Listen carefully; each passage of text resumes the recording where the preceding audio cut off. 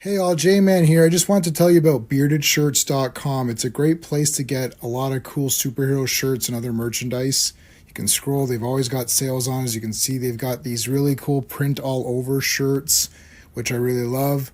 That's Eddie, the founder of the site. And if you're looking for stuff, all you got to do is you click on the search here and you can type in all over,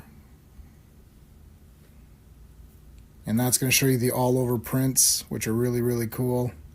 Look at that. You got Legion of Superheroes, you got Brave and the Bold, you got JSA, you got Superman, Green Lantern, Wonder Woman, all kinds of stuff. So check out beardedshirts.com.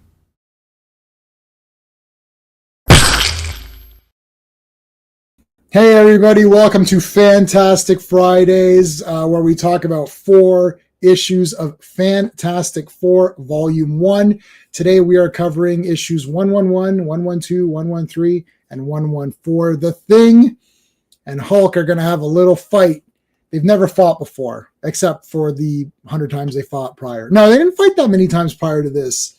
This may have been the second time, or maybe third. I'll have to think about that. But yeah, they haven't fought that many times at this point, even though we're into the 100s. So it's going to be a lot of fun going through these. I love Fantastic Four. Like, I've really grown to love this team. I wasn't there from day one. This is my first time reading all of these comics. So I'm sharing this experience with you guys, reading these Fantastic Four comics for the first time. And it's just been great. Before we do that, let's talk about what's going on this Sunday. Circle of Iron presents Teenage Mutant Ninja Turtles 1990, the awesome movie, which I think everyone likes this movie. I don't think anyone thought this was a stinker. I remember seeing this a couple times in the theater. We're gonna deep dive Ninja Turtles as much as you could deep dive it on Circle of Iron, which is this Sunday at 7 p.m. Eastern for that. Coming back Monday for Earth's Mightiest Mondays. 4 more episodes, 4 more issues. This is episode 29. So episode 29 of Earth's Mightiest Mondays, where we talk about 4 Avengers comics. Tuesday, Terror Vision. We're talking about They Live. Yes, the John Carpenter masterpiece. That's going to be a lot of fun for Tuesday Night Terror Vision. Looking forward to talking about that.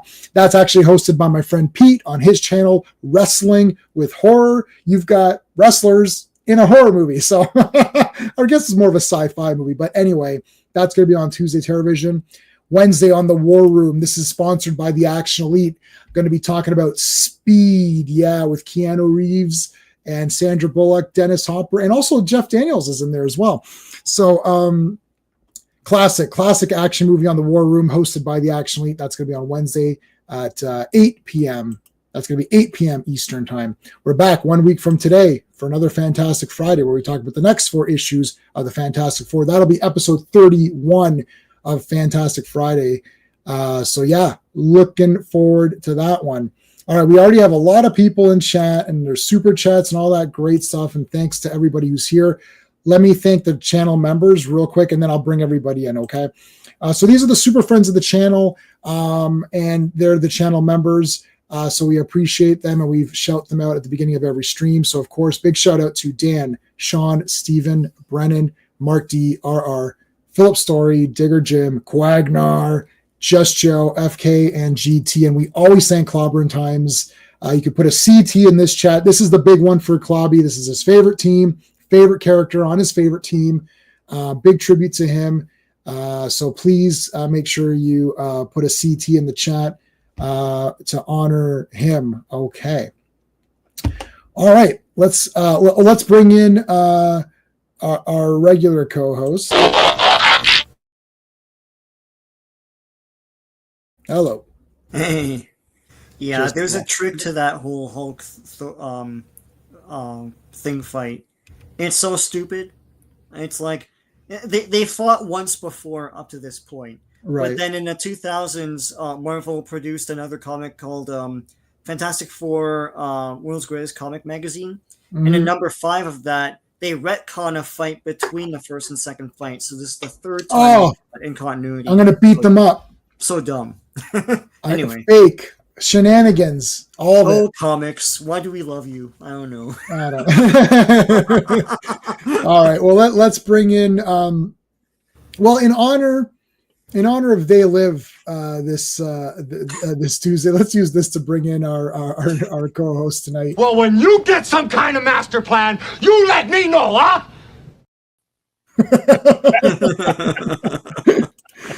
Oh man, I absolutely love.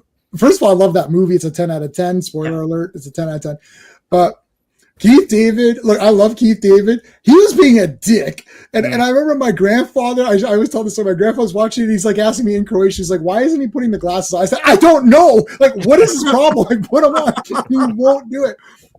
And then I was thinking, like, you know what? Keith David probably thought, I'm not going to look good in these. I'm not putting them on. But the two of them together, I was mortified when I love Evelyn. What's her name?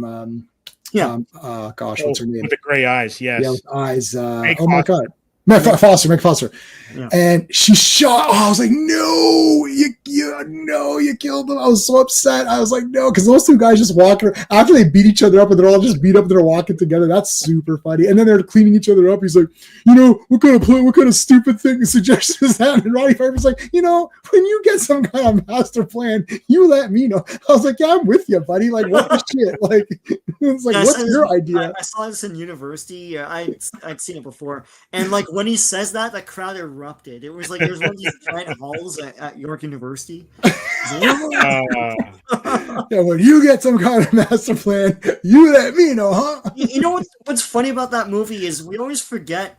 Meg Foster, she throws Nana out that window. Well, that should have been the first hint. Well, yeah, but he's got a mullet and muscles, and he's trying to get into her house. Like, that's all weird, right? So she didn't know what was going on there. And he's talking about, like, it turns out that anyway. Turns out though she got recruited after that, and Buck Flowers says that in the movie. He says most of us. Sorry, Jason. Peter Jason says that his character says that to Roddy Piper, saying most of us just. He's got the big suit and everything in the cocktail. Yeah, that's later. When Buck Flowers like he goes, what's the threat, boys? We all sell out every day. May as well be on the winning team. He's got martinis and stuff. He doesn't know what to do with a martini. I don't know how to do. If someone give me a martini, I'm like, what do I do? Like, do I just drink it? Am I supposed to sit? Like, I don't know how to. It's an underrated satire. It's like it's so cutting, and I think that's what people react against. But it's so good, Yeah. Yeah, that scene's almost like the Joe Pantoliano or Pantalono. Pantoliano. Yeah. Matrix, when he goes, I know the stake's not real, but I'm enjoying it. Yeah. Oh, Matrix is the first Matrix is awesome. That's an awesome movie, man. And like, a lot like. I liked that. I liked where he's like, look, I know that this is not real, but whatever. And it's like, yeah, maybe I don't want to fight in this war, right? Like, his emotions are real. Yes. What he believes in is real. That's yeah. Let's say hi to our buddy Phil, our doc. I don't want to call you Dr. Phil. That's not going to work. How about Dr. Owens? No. I'll just call you the Doctor. So we got the Doctor in the house here because that's a Time Lord. He's got a Doctor Who symbol as this thing. Ring like button release a flood of endorphins. It does. It makes me feel good. I always check and see how many people liked it, and every time there's one, it's like, oh, I get like charged up. So yes, please hit the like. Thank you, Phil. I appreciate that. It also makes you more attractive to women. That's a fact. That's proven. RR is here. Our super friend. Doyle. I can't. I know it's like I don't have my universal translator on. Big thank you to FK, member for 3 months. I feel like it's been longer than that. I feel like it's been longer, hasn't it? But anyways, thank you, man. I appreciate that. Joe Dog is here. What's going on, Joe Dog? I think Joe Dog wants to come in on Monday. So remind me again. I know I remembered it now, but I could forget. So remind me. We're talking about Daredevil. So he wants to talk about the Daredevil issue. I'll just bring you in whenever you want. FK with the super chat, $1. Thank $1.01. Thank you, man. What can we give? How about I'll give you this. Thank you. I haven't used that in a while. Got to rewatch that again. That was actually a good horror movie that came out. I saw Weapons and it's the it was fine. I mean, I liked it because it was schlock, and the ending of Weapons was the most hilarious thing in the universe. Did you see? Did you see? You saw it, right?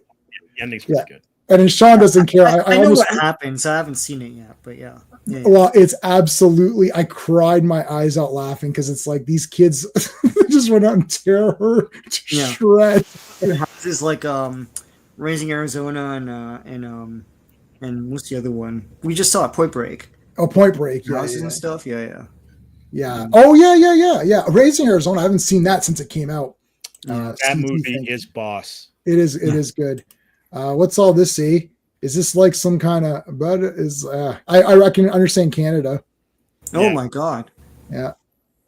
Oh, thank you, man. It's Welsh, no? Yeah. It's Welsh, yeah.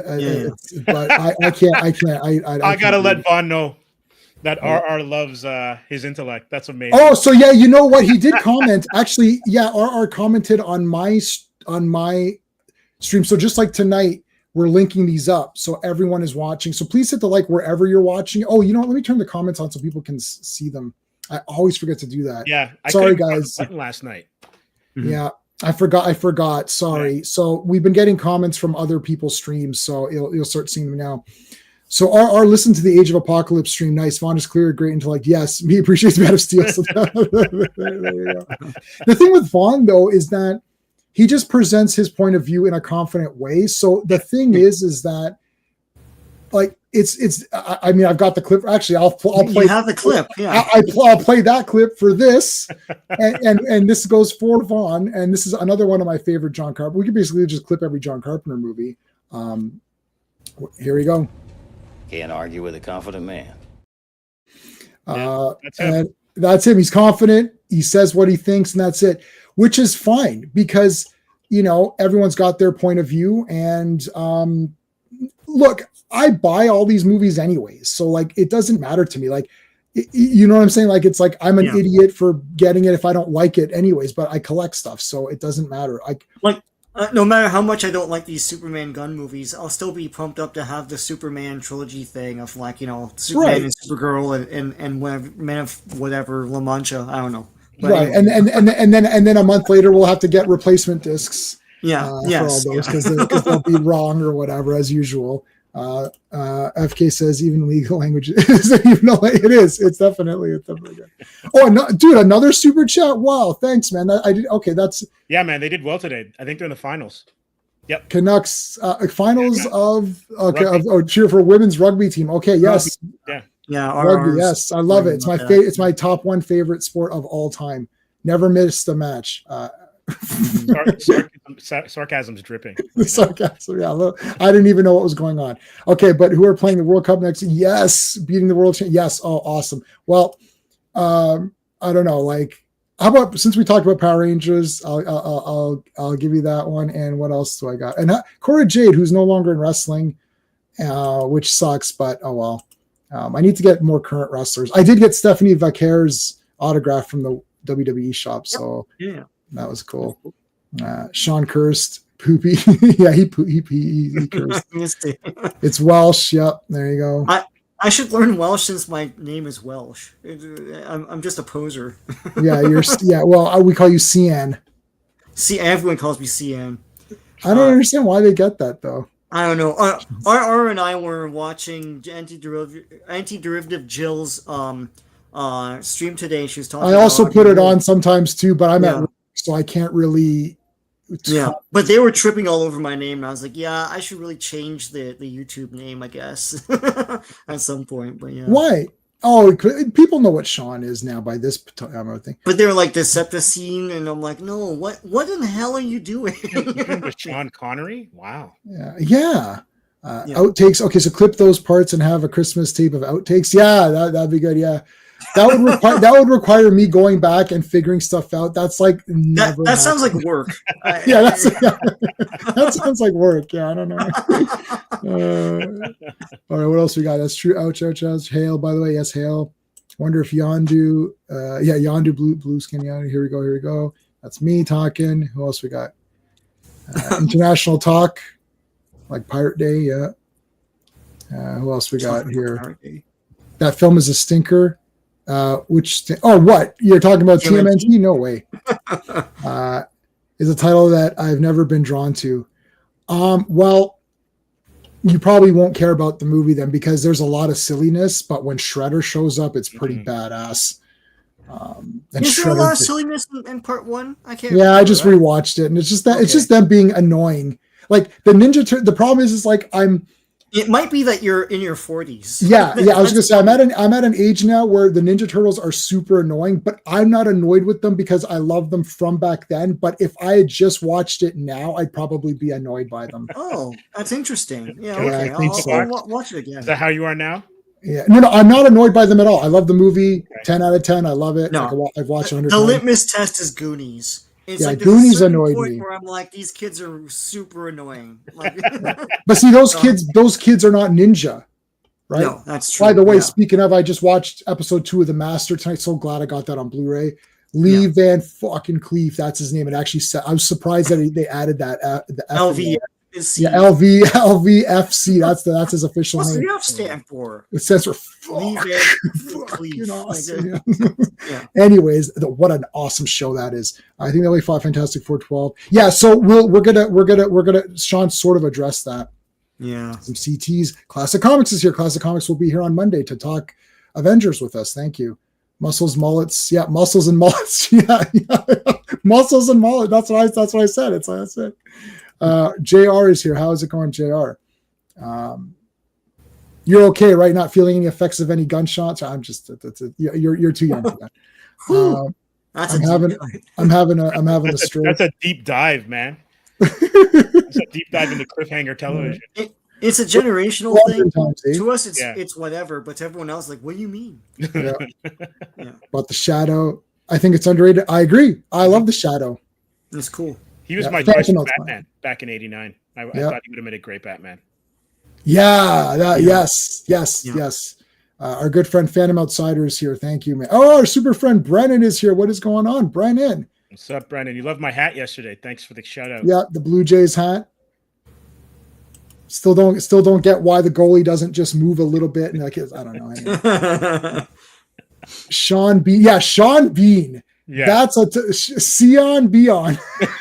Yeah. Sean Young, Sean Penn. God, man. I like it. Yeah, Sion Beon. No, they're different. Like, I mean, we work with India a lot at my company, and they don't know what Sean is at all.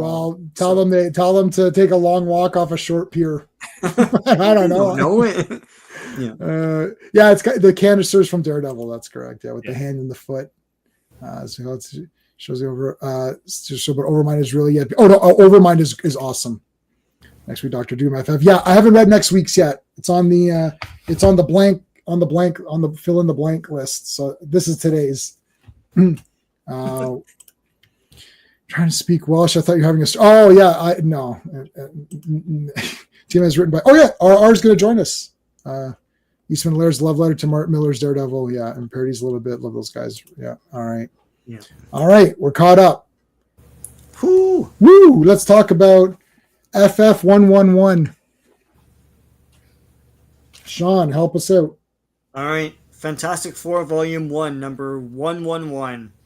The cover art is by John Buscema and John Verpoorten.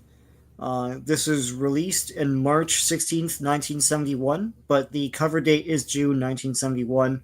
The Thing Amok, written by Stan Lee, penciled by John Buscema, inked by Joe Sinnott, lettered by Sam Rosen, and edited by Stan the Man Lee. All right. Thing, stop it. It's like the Thing just loves to fight. The Thing Amok. Hey, it says runs amok on the cover, and then they took out the runs and just put amok. No, I don't know who letters the that page, but so Thing is pushing cars out of the way. So, were you here last week, Steve, or no? I can't remember. On Friday, I can't remember. The week before, yeah. Okay, so you missed. So Ben can transform back at will. So it's more, but it's like Incredible Hulk, but he can just do it at will. Right. But that's messed up his mind, so he's a bit of an ass right now. So that's why he's so last week he was going crazy, and now this is the sort of the tipping point now where he's just like, he even treated Alicia poorly, like it kind of Yeah, that was the final straw that you now know he's turned, right? Right. Yeah. So, yeah. Because he was rough with Sue the week I was here when he was kind of getting in her business. Yeah. You're right. So he was about to slap Sue at one point because Sue slapped him as Ben. Yeah. Right. And then he's bad mouthing Alicia for being blind and all, which is a sure cue to the reader. You're like, what the hell? So Wait a minute, you're making fun of a blind woman. What the heck? WTF thing? Yeah. It's like, so now he threatens these construction workers, right? And because they're like, get off our site, and he's like, well, get out of my face. So that's right. Yeah. Get and he out. could easily, like, it's Marvel and it's Stan Lee, so he's not going to show super graphic violence, but it is pretty alarming, right? Well, even tying them up in with and then dumping them in the ocean. Like, they're dead. He just murdered two. Yeah, he scoops them back up. Yeah, it's fine. See, he brought them back up. And then he's like, "You guys are next." He's like, "No, we're not." They're like, "We're gonna run towards this yellow light here." Yeah. This panel brought to you by Vince Colette. No, okay, stop it. Stop it. Let me do some making race. Yeah. Which pop quiz? Which out of these? If you know, you do those tests to verify you're a human, verify you're a comic fan. Vince Coletta inked which 2 out of these 6 panels? We harp on Vince all the time. He erased Jack Kirby's pencils. Yeah, no, there's evidence. That's like the most offensive you can get while still not breaking the law. Even Tom McFarlane came up with a way not to do that, because he would have to ink everything and you erase it, right? He just did it on transparency. And CN's. Yeah, go to CN's channel and like the stream there. CN, yeah. The CN Tower. The CN Tower, yeah. In Ben's defense, she wouldn't be blind if she didn't keep hitting that green alcohol. Artists and their booze. Alicia was a sculptor of Hemingway. Yeah, there you go. She was the sculptor version. The Voight comp test. Yeah. So you see a page. Do you erase it? It's like that Voight comp test in that movie doesn't make as much sense unless you've read the story. If you read the story, then you understand what's going on there. But if you haven't, you have to pay more attention because all animal related, and there are no animals. That's the point. So that's why it's testing your empathy or whatever based on how you would treat. That's why when what's her face? Syl? No, what's her name? I don't know. Oh, Pris. When Pris kills the spider, that's like super disturbing because even though it's just a spider, it's still a life. And Deckard has a sheep. That's why it's called Electric Sheep or whatever. So none of that's in the movie. They couldn't. I know you can't get everything, so it is what it is. But yeah, the Voight comp test is awesome. Okay, so thing is bowling guys over. That's awesome. Yeah, he throws a boulder at them. That's cool. What's going on over here? Whoosh. Okay, what the heck? This guy, he's grabbed. Okay, that's his jacket, right? His overcoat. Jacket, yeah. Yeah. Oh my god! Like he's going out his clothes. Yeah. Yeah, he needs clothes. He's the Terminator. He's like, give me your clothes. Give me your clothes, your boots, and your motorcycle. It's like you forgot to say please. It's like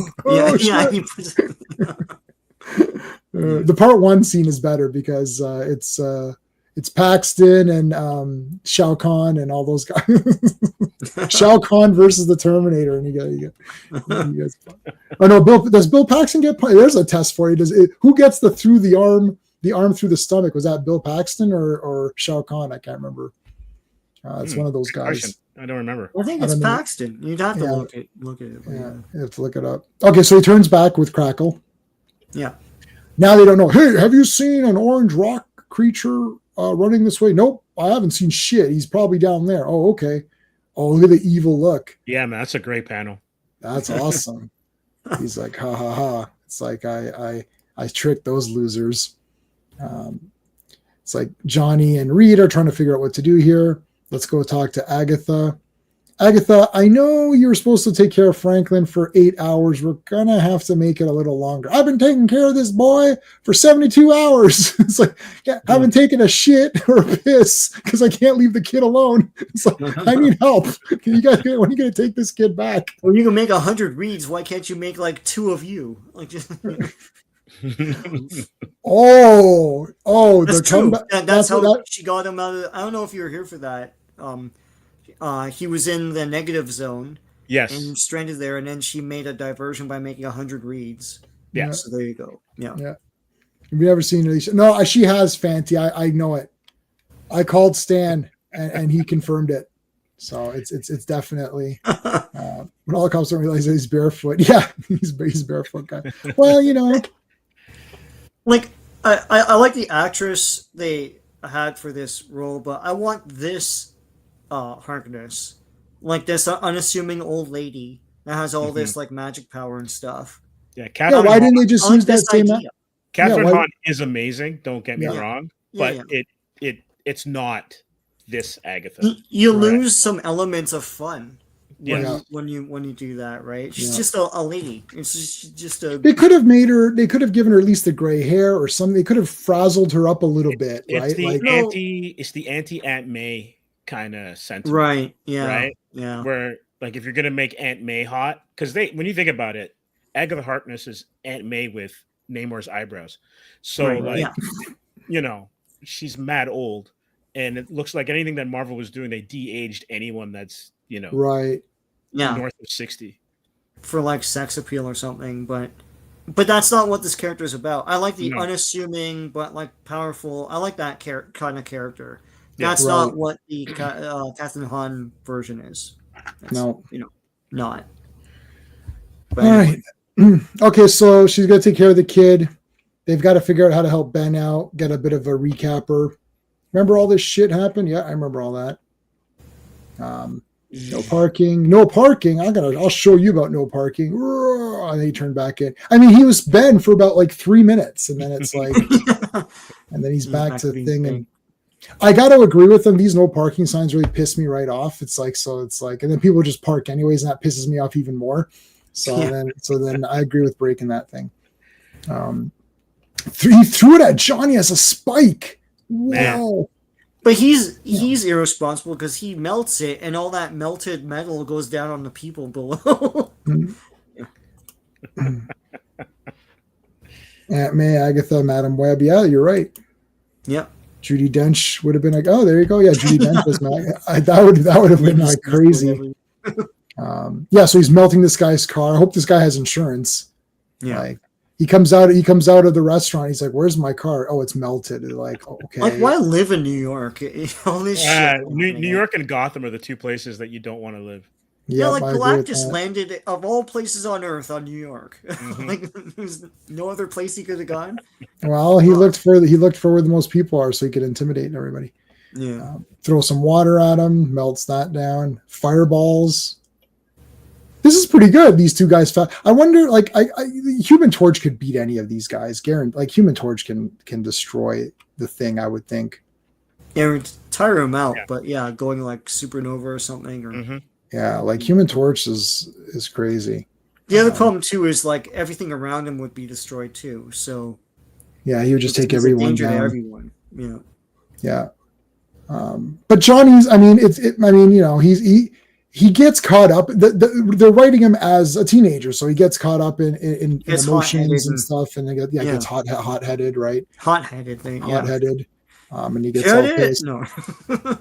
Wait a minute! I think I see what you did there. Oh my God! It's James. It's J. Jonah Jameson. There we go. And Peter Parker, and Robbie.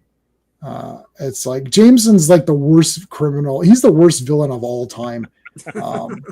I remember like going back through some of the Spider-Mans. I was like, wow, what a despicable. I remember thinking he was just like a mean guy, but like he's a despicable piece of garbage.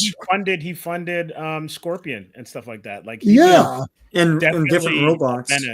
Yeah. And the Spider Slayers, you're right. The Slayers where he is, yeah. Yeah, what a bastard. Anyway, here's this guy. What was this guy? Did I write this guy's name down? This is the big shyster guy who owns the Baxter building. What's Is he his name? pardon?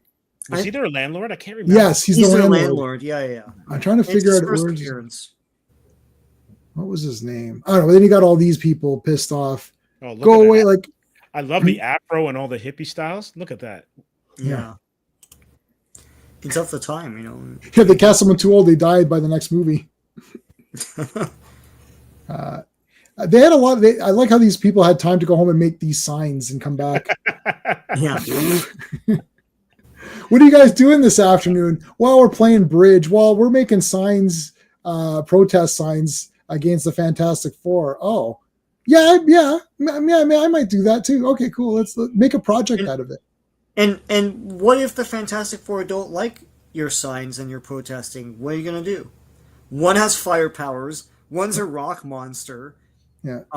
We don't know what Reed can do with all his stretching bullshit. Right. Like, and Sue can fade from sight. Sue's a secret weapon. Like, yeah, Sue can fade from sight. Yeah. So that's it was the era of protest, though, right? College campuses, everything. So. Oh, okay. Yeah. Yeah, you got to remember the time period too, right? It's reflecting. Yeah. Anyways, Reed punched this guy in his head because this guy's a loser. He gives him the big fist. Look at that. Yeah, super fist. Oh yeah, this is where he's like, I'm not usually a violent man or anything, and then I don't lose my temper, and he loses his temper, So right because this guy was being a super doucher. Now good day, sir. I said good day, sir. I'll say good day again. I promise you. This panel here is I noticed this immediately because I used to collect, and I still have my cards, the Marvel Masterpiece cards painted by Joe Jusko. Right. And I just happen to have this as one of my wallpapers. So I have the photo on my phone, which I can show you. So this panel right here is the Joe Jusko. See? I see it. Yeah. Yeah, with the updated suit, with the and it's even got the screwdriver. It's exactly the same. Oh wow.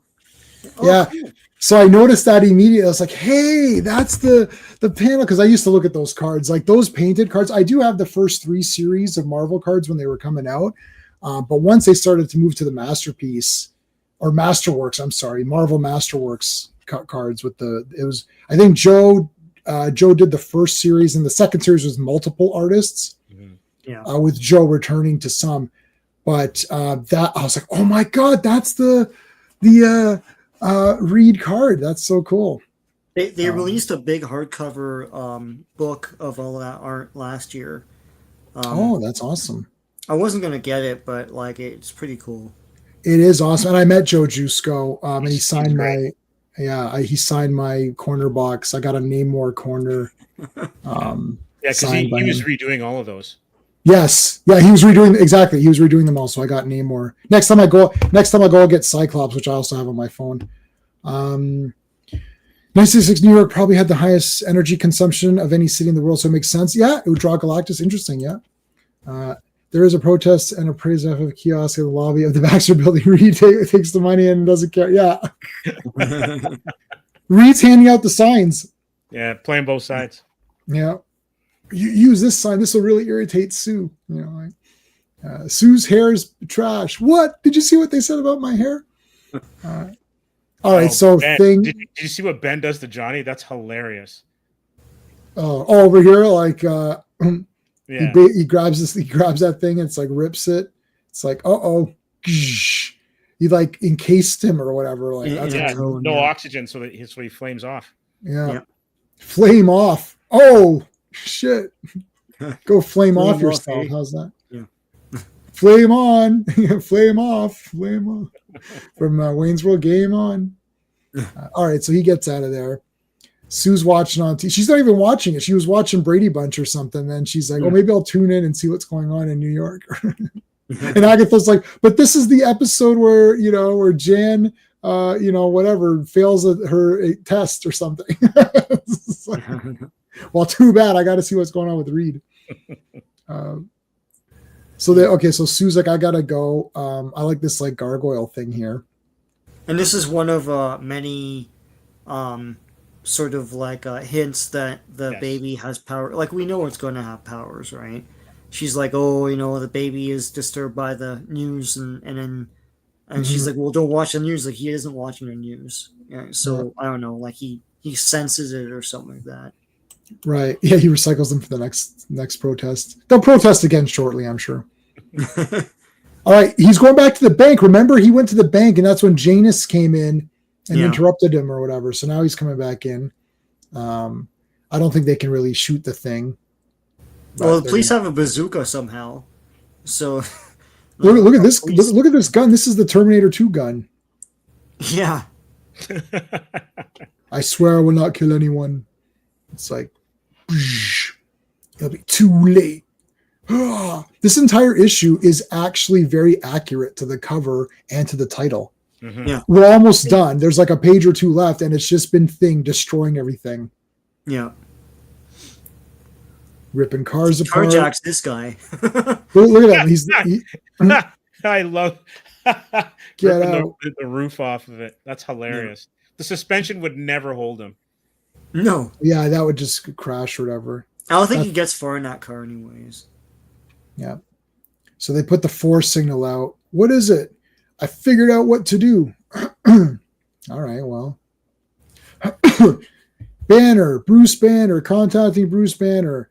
Please show up. We need your help. But whatever you do, and then you can't see this in the comic. It's really small. But underneath here, it says, there's little asterisks. It says, don't become the Hulk, dumbass. Like, come as a normal guy.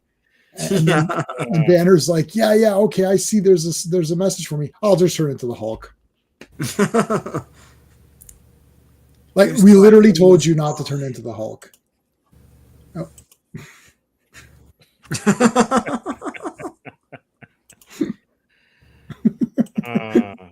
He literally turns into the Hulk. We literally told you don't turn. We're calling Bruce Banner. We're not calling the Hulk. We're calling Bruce Banner. It's like, no, this time the Hulk will die. Hulk always wins. Why is Banner so nervous? He's mad nervous. He can't even see action. Look at him. I got to. Yeah, he just became.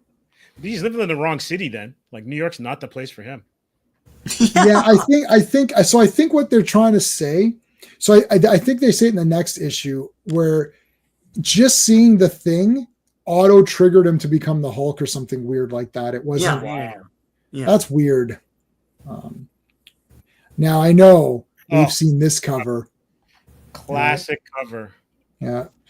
Even Vince Coletta knew. He's like, you know what?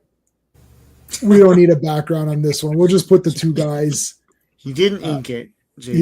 No, he didn't ink it, but he didn't need to because they're like, they gave it to him and he's like, it already has no background. And they're like, no, it doesn't need one. This image is powerful. He's like, well, I don't need to ink that then, and just give it to one of the boys. It's like, yeah, all right. You'd erase some of these segments on the Thing. Well, we can make them bigger cobblestones. Maybe if we make it a number 4, that'll be less to ink. Yeah. And then I don't have to ink 4 characters. It'll just be like just one thing. Just arrange just like 4. It's like, that's not the title of this comic. As recognized by the U.S. Post Office and we have a certificate of ownership that in one issue every year, and it's not called this. Anyway. Bruce should live in Sweden, yeah. Having Franklin have godlike power was a terrible writing decision. It wrote them into a corner because he could only be a problem. Yeah, be nerfed or be XP. Yeah. I agree. And he should have just had pick something, precognition or something, and that's it or whatever. But then the thing is, with Franklin around, you don't need the Watcher, right? Yeah. You don't need Reed to come up. Like, you don't need anybody to do anything because he can do whatever he wants. Like, it's like he can like alter realities and create artificial realities and stuff, right? Like, it's really. I've never read volume 1 of Fantastic Four, but I have read volume 400 or whatever. Like, I've read, here and there, and I read some Future Foundation and these kinds of random comics. And I was like, so I've seen Franklin, Valeria, and all these guys, and I read X-Men versus Fantastic Four, and it's like, okay, well, Franklin's like crazy, right? So, well, he created Heroes Reborn. He created that whole universe, that whole pocket universe. Yeah. I didn't know that, but there you go. Hey, Archibald, you've been gifted with post-cognition. Yeah, I've got that too. Wait a minute, that happened. I don't even know if I have that. Wait a minute, that happened. Yeah, that did happen. All right, Sean, let's do it. Fantastic Four, Volume 1, number 112. Cover art is John Buscema and Frank Giacomo. Release date is April 20th, 1971, but the cover date is July 1971. Battle of the Behemoths. Written by Stan Lee, penciled by John Buscema, inked by Joe Sinnott, lettered by Sam Rosen, and edited by Stan Lee. Why'd Stan Lee come back to Fantastic Four? Does anyone know? It's just because Roy Thomas left? Good question. I don't know. But I mean, again, just like the last issue, this entire thing is going to be mad. Like these 4 issues, or at least these 2, are super action. Like the whole thing is fighting. And well, I love. There's bullet points. The bullet points are made by actual bullets. Yeah, that's awesome. It's like shooting and it's like making the bullet points. Stan Lee, boosh, John Buscema, boosh, Joe Sinnott, boosh, Sam Rosen, boosh, like. Yeah. Each name explodes on the screen. Yeah. Banner was in 3 books this month. The Avengers. Oh, that micro universe. That was awesome. That micro universe was absolutely an awesome story. That's good stuff. Title: He was more than a bit cranky. Yeah. So Hulk. I mean, poor Hulk. He's gone through a lot. In this. Okay. So he first of all he just jumps. And things got the big eyes looking like, yeah, he's clocked them. He's like, I know you're there. I see you. Yeah. I got my eyes on you. It's like it's like in the Warriors when Mercy says to Swan, it's like, oh, that guy is after. He's like, yeah, I know, but now he knows I know it. Mercy, she's just trying to help. I like Mercy. I really like Mercy. That's one where I first saw I was like, Mercy's irritating, but then on 2nd and 3rd, 4th, 5th, 7th, 17th watches of the Warriors, I started to realize that I like her. She's a good character. Imagine if American movies just adapted the comics exactly. Invincible is exactly what they need to. I have not seen Invincible season 2 or 3, or is that all there is? Only 2, if I remember correctly. Oh, there's only 2? Okay. I liked season 1. If I could be wrong, but it's good though. And I haven't read any of the books. Mm-hmm. Vaughn is like, he's the Invincible Stan. Mm-hmm. But just as a viewing experience, nails it. Like it's a really good show. Yeah, it was good. And I did read the first maybe 40 or 50 issues of Invincible. So I read past what was in season 1, and I probably read past what's in season 2. But yeah, it's pretty, it seems pretty good. Reality warping is a villain superpower. Yeah, that's true. Only a villain would want to change the world to suit themselves, or perhaps very misguided heroes stepping on a dark path. Yeah, it's also laziest writing trope. Yeah. Does power? Does she change probability, or is she also reality warping with her hexes? It used to be probability, and then they've changed it over the years because writers don't understand her powers. Right. So the whole like no more mutants thing wouldn't happen because it's not a probability. They're already born. It doesn't make any sense. Like whether or not your door will break is a probability. So she can like hex the door and it'll come loose. Mm-hmm. But not, you can't hex everyone is a mutant right now. Now they're not. It doesn't. I don't know what is that. Anyway. Yeah, it's not the same as Domino or whatever, but like what it is like, because Domino is to help herself, right? Like, this is like putting, so just literally it's a hex, put a curse. So let's say there's a guy with a gunman standing behind your door, and she, as Sean's saying, let's use the door example, she hexes the door so the hinges break off because they've rusted, and then it falls on them. That can happen. Yeah. Right. Yeah. Not so you can't just say you can't exist. Well, that's not probable. I do exist. So I do exist. That's not yeah. And then Scarlet Witch could then do whatever they felt like, and then that got weird, right? So that was another weird thing. Like I'm telling you, Sean, Steve, we got to do this with you on here once, because I love the Marvel role-playing game. We had a great time. I used to own that game. I love it. I own 2 copies of it. I still have it. Still have it? Amazing. I still have all the components and everything. And so Sean and I did a thing. We went on and we created a hero live stream. We had time after live stream. We created it using the rules, rolled up the hero. 20 minutes or less. It was 20 minutes or less. the powers. The chat helped us name the character. We streamlined a little bit of the powers. I went to Gemini AI and I typed in the description that the chat came up with, spit out the hero.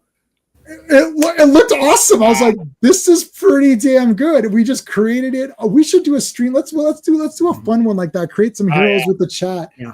I think that was because we're like, they don't create anyone anymore. It's just like mantles and stuff. Yeah. But they don't really create a guy. But the anymore. backstory too, because the Marvel the Marvel game would do contacts. So I was like, okay, if you got these contacts, you're like, okay, so wait a minute. He had archaeological contacts. He had doctors. I was like, okay, so maybe he was an archaeologist. He found this orb, and the orb released this dark energy into him because he got dark powers. So I was like, oh my God, like it all came together. 20 minutes. And literally, Sean and I, if we put our minds to it, we could have made an entire like character out of that, like fully fleshed out the full thing. We've done it before. We've worked together on other stuff. We've done it for our magazines when we used to do stuff. So we could have easily created a big story for this guy. We did it in like, I don't know, literally 20 minutes. Like I'm not joking. I don't know what stream it was. You can literally find it somewhere and it was there. That would have been cool. We're going to do that. That was a lot of fun. Also a lot of fun. Hulk and Thing beating the living shit out of each other. Were they still using Tommy guns in the early 70s on the I don't know. Were they using bazookas in the police force? Like, Hey, General Forbush. Isn't Forbush one of their ridiculous characters from the No Prizes and stuff like that? Forbush? Yeah. Oh. Forbush man, right? Yeah, Forbush man. Yeah. Okay. Yeah, he had a pot over his head. Like for eyes cut out. There was some sort of there was almost like a Mad Magazine type mag that they had. Well, I don't know what this is at all. Mascot. Which one was it called? Because they had a Brand Eck or Eck. Brand Eck. That's one of them. Yeah. Did they not? Was Crazy not Marvel? Not Brand Eck. Bush. What the? I've never heard of this. Yeah. Okay. Yeah. Bushman. Bushman. You've seen him, J-Man. That's why I remember it. I have seen him. I've seen him. Okay. Yeah, I've seen him. I was gonna think he's like voting for George Bush or something like that. Was he's for Bush? I don't know. Yeah. Or maybe he likes Bush and instead of instead of clean shaven. I don't know. he's like, I'm for Bush. It's fine. Anyways, that was my fault. I apologize.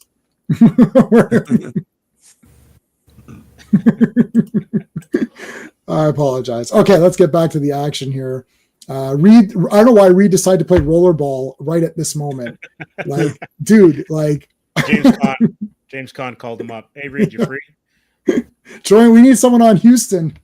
I love rollerball, man, big time. I got the 4K of that. It's so good. Smash them, crush them, kill them. I want them in the key hunted down and brought to me. Oh wait, that's Skeletor. You gotta chill, Jonah.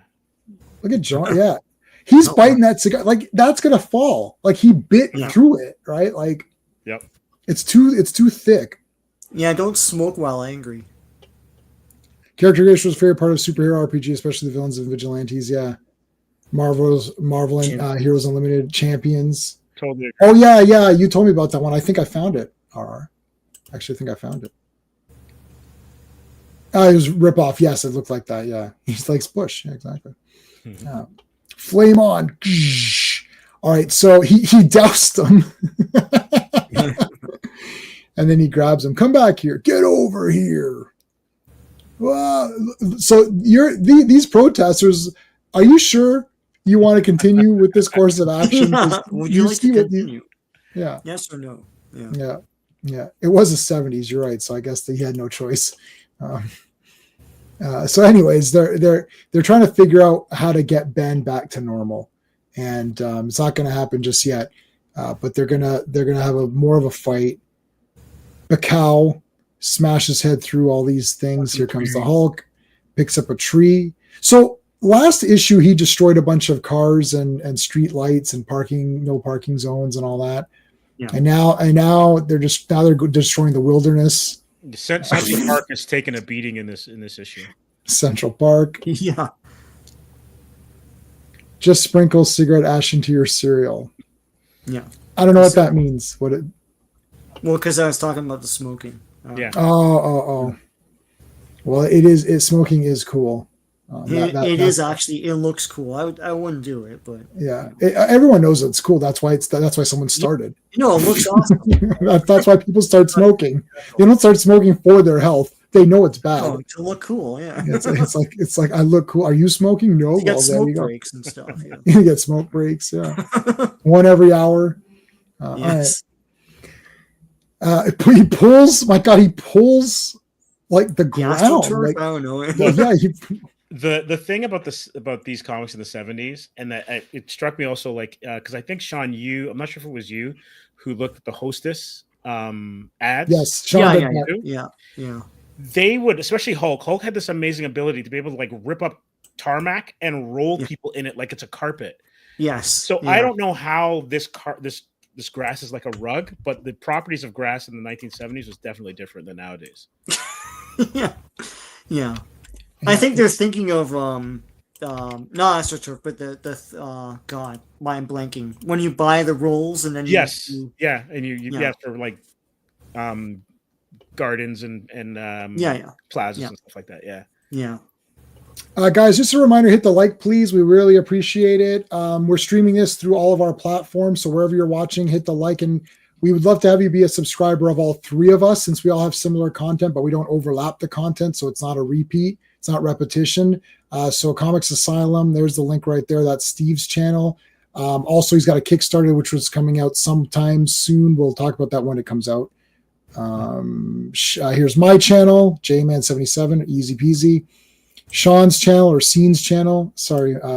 Decepticon77. There you go. Make sure you're all subbed up. We appreciate it. Got 13 people watching. We appreciate the people that are watching now. Thank you for being here with us. This is a lot of fun going through these, and it's always good to have people with you while you're going through stuff, especially when Thing grabs this monument and Hulk grabs this monument and stabs him with that monument, man. I mean, they don't got the guts to make this comic right now. No. The only guy making this, we talked about this on Comics Asylum last night, is Rob Liefeld. He's the only guy still making these, like, I don't care, just beat the crap out of each other, and it is what it is. There's nothing fun and gleeful like this. Like, if you see a statue like that, of course a character's gonna pick it up and javelin it into somebody, right? And then that guy's gonna pick it up back and like throw it or whatever. As you said a while back, it writes itself only if you like this stuff, right? Yeah.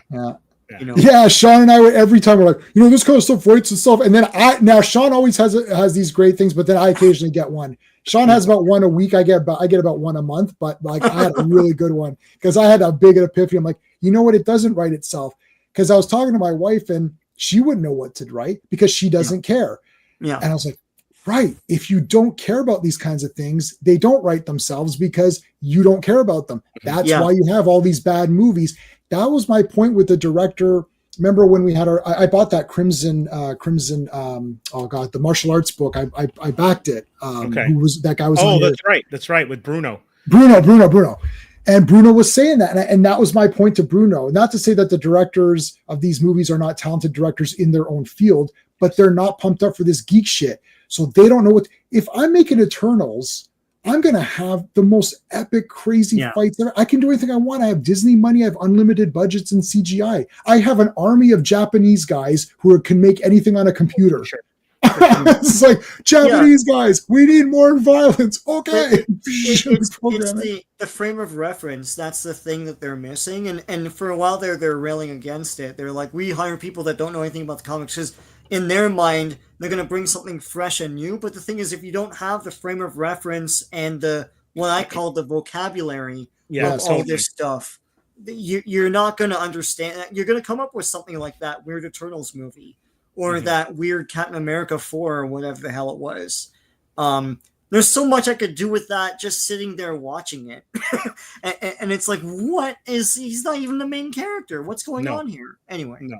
Yeah. It's not his story in any way. It's Hulk and Isaiah. It's like those are the it only is two. true. And you know who's actually missing? Banner. Banner's Yeah, missing Banner's because missing. it's Banner Everybody not in else that there. movie. yeah, Liv because Tyler's Betty. there. Yeah, I know Betty. It's like, wait a minute, you're his girlfriend. What are you? It's so weird. Does he You even know, get mentioned more than once? I think he's only like mentioned in passing. yeah, Yeah. it's brutal. It's ridiculous. So jumping around, I mean, yeah, there's the merry-go-round. Phantom Outsider pointed that out. I love this merry-go-round thing. He spins the shit out of it. That's awesome. This is crazy. Like the stuff that's happening on just a couple of these pages, you're right, Sean, does not happen Yeah. at all. Yeah. Right? In modern books, where it's just like you can see where like Dragon Ball got inspiration from this kind of stuff and then just went wild with their powers and the stuff that they do. And guess what's really popular? Dragon Ball. And guess what's really not? Right. Yeah, right. All of these ones though, like I think Joe Dog last night was talking about Demon Slayer, right? Yeah. Well, what's the one that's making huge bank right now? Demon Slayer. Yeah. My wife's caught up to Demon Slayer. See, it's more it's a shonen, so it's more a bit lighter. It's like a Naruto or like a One Piece. It's in that genre. Well, we come from a time when anime and manga was in the back of the store. Right. It's kind of crazy to see. It's cool. It's cool to see this. Yeah, those are like seinen. So Ghost in the Shell, Akira, anything with like nudity or like really like more advanced themes or adult themes. Those are the seinen ones. So that's why those weren't as in. But this, My Hero Academia, the Demon Slayer, all of these ones that are like these uber popular ones, they're very light. You can read that entire Tankobon volume, which is what we would call like graphic novel or trade paperback. You can read that entire thing in one sitting, and then you just reread it again because so much is going on in very little dialogue. It's only dialogue that's absolutely essential. Like if I were to rewrite this, you wouldn't have any of these texts. No. Like it would just be them fighting. Right? Like, you know what's interesting? They almost take the style of a Western. So if you're watching a Western, there's very little dialogue. It's all action, atmosphere. The shot speaks for itself, right? And you're mentioning Lee Van Cleef. Like how many times do you get like your eyes, his eyes would just be framed? Anime does that all the time. All the time. Yeah. And I just watched Sabata the other day. Now I'm watching The Master. And I watched all of the Dollars trilogy on 4K. I just bought the 4K, so I want to watch the 4K versions. They're all still 10 out of 10. But the RR is correct, of course, because he's praising me. I came up with a better Luther scheme. Yeah. Like that's because you know why I came up with that RR right there on the spot. Firstly, it wasn't on the spot there. I mentioned that on one of my. I was a guest on another stream, and I mentioned that before that just use your clone to discredit him, because I read Superboy, and there's always a fake Superboy, or one of the robots goes haywire, right, and then Superboy gets discredited. It's like this as I said. It's easy. It writes itself if you know what you're talking about. Right. Even Westerns. A lot of those Westerns, the storyline is thin. It hinders on one or two big events. It's double crosses and double cross, revenge, whatever. Right. I mean, you can't even come up with more than 2 or 3 examples of the stories because that's always the same thing. Yeah. But it's how it's shot, and it's the way the characters act in scenes to each other. Right. Yeah.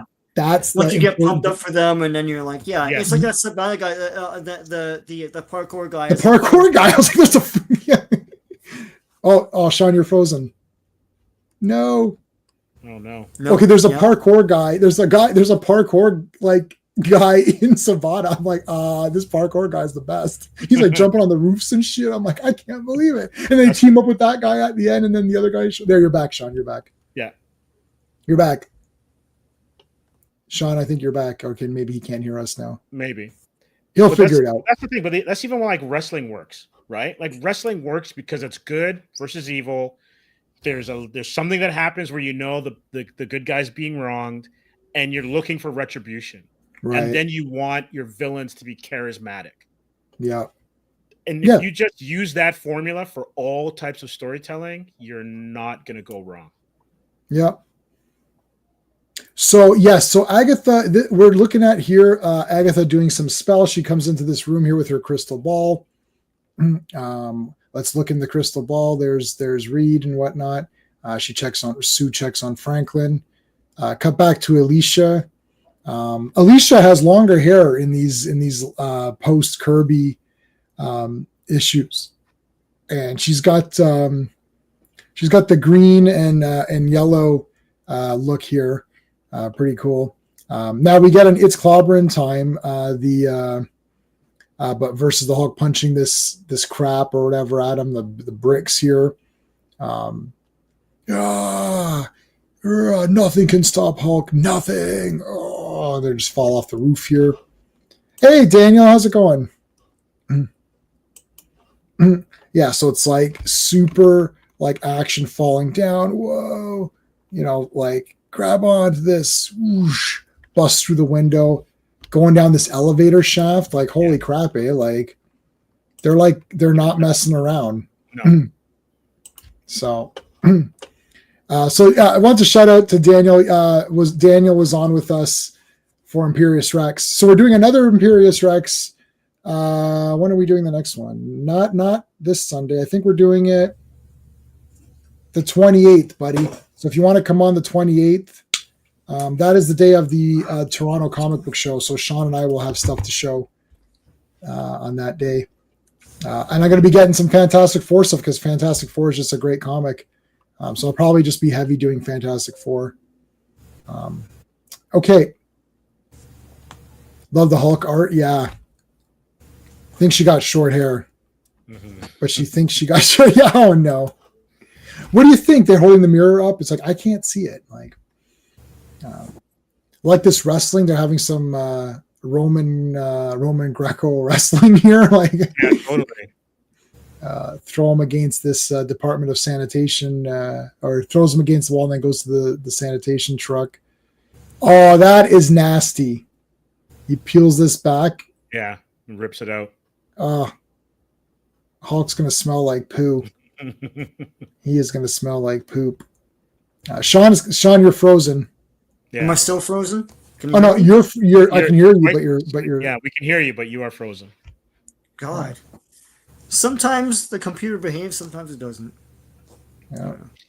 So I'm watching this, and I'm actually remembering this because a guy that I was on my street when I was a kid had this issue, and I remember reading it when he lent it to me. But because I remember and I know what happens, it also now it harkens back to. Well, it hasn't. This wouldn't have been published yet, but they did the same sort of thing. How this ends, that they did in Alpha Flight 12. Okay. I don't think I went that far for. I have Alpha Flight maybe the first 6 or 7. Oh, so it's clean. Okay, it's clean. Oh, it was the cleaner's water. Okay. It was. You know what? Yeah, because it was coming out of the hydrant. Oh, right. Sorry. I saw the Department of Sanitation. I thought, oh no. Yeah, Hulk hates it. He's like a cat. He hates water. Alicia comes in, sticking her nose where it don't belong, and then boom, got the. For no reason at all. Yeah. Well, guess who shows up for no reason at all? The crazy thing is, though, everyone's on edge here. Reed and Johnny are at each other's throats. Yeah. Right. Ben and Bruce are going at it. This is crazy. Everyone is pissed. Oh no! Oh yeah, he got absolutely thundered because Alicia distracted him. Yeah, so Alicia distracted him, and then he took a full Hulk fist to the head. Yeah, and now he's dead. Yeah. Next. So where this is, it's not the same, but kind of similar. Byrne used this in Alpha Flight 12 when Guardian was incinerated. Okay. Because after Omega Flight had attacked him and his suit was all destroyed, he was trying to kind of diffuse the power pack. And then Heather walks in on him just as he's trying to figure out the last little thing to save himself. And he gets distracted and his suit blows up. And that's when he gets incinerated. Yeah. Damn you. That's cool. Yeah, I I do have I bought I have Alpha Flight 1. I've got like a bunch of Alpha Flight comics, but they're after a certain bit they were just kind of sporadic. So I don't remember. I remember thinking they were okay. I remember not dying over them, but I know it was a big seller. So yeah, number 1 was a smash hit. Yeah. Okay, so sorry, I read that one. Remember Hulk hates. Maybe got some sense knocked back. Maybe the site got knocked. 1980s TV episode where that happens all the time. Amnesia, affliction. My favorite was Fame. That happened all the time to that character, Amatullo. He got cancer, and then it went away at the end of the episode, and then he got hit in the head, and like, oh, you're blind, you can't see. And he got hit in the head again, and he's fine, But it's dramatic. It's not funny. Yeah. I feel that like anything that happened to them was kind of undermined because the fact that they're going to live forever, so it doesn't. Yeah, it doesn't matter. They're going to even learn how to fly. So yeah, I mean, I kept waiting for that episode, and when are you going to learn to fly? You say it every episode. That mean woman with her ruler, like man, I love dance stuff, and I definitely watched Fame the movie and the show, and I watched Flashdance or whatever. Now you know what one I never saw is not Flash. Step Up. No, I think I did see Step Up. No, I haven't seen the Kevin Bacon Footloose. You never seen that? I don't know why. I don't know why I never saw that one. Yeah, John Lithgow's the villain, and Laurie Singer is in it. Footloose. There you go. Yeah, he bans dancing in the city, in a town or whatever, and then Kevin Bacon tries to dance his way into his heart and all that, and yeah. No, I'm gonna watch that one because I do like Flashdance or whatever, but I haven't seen. Good soundtrack too. Kenny Loggins. Yeah. Okay. So I've got to watch Footloose. Yeah, and nobody can sing more than it's like Footloose, and then nobody understands the rest of the lyrics of that. Yeah. It's just a chorus. It's just a chorus, man. Everybody cut Footloose. That's all I know. Yeah. Did I like Dirty Dancing? Okay, I got to rewatch it because the problem is that that's one of those ones when you're younger, you're like, yeah, and then when you're older, you're like, you know what, that girl's a total idiot. You see the point, like, oh yeah. Yeah. You side. There's a point in time where you side with the parents. Yes. You're like, you're irresponsible and all that. It's like, yeah, you are though. You are. What the hell? It's like Breaking 2. It's like, I don't know. I think a mall would be a good solution for this community. Sean, I only have one. Sean, I have got one thing for you. You lost your edge. That's all. You lost your edge. That's it. I gotta clip that, man. I love it. You lost your edge. You got to do the fingers like you lost your edge. Oh, that's the best. Yeah, the Watcher with the regular sized head. Mm-hmm. So this is the real. Oh yeah, Daniel was on with us, right?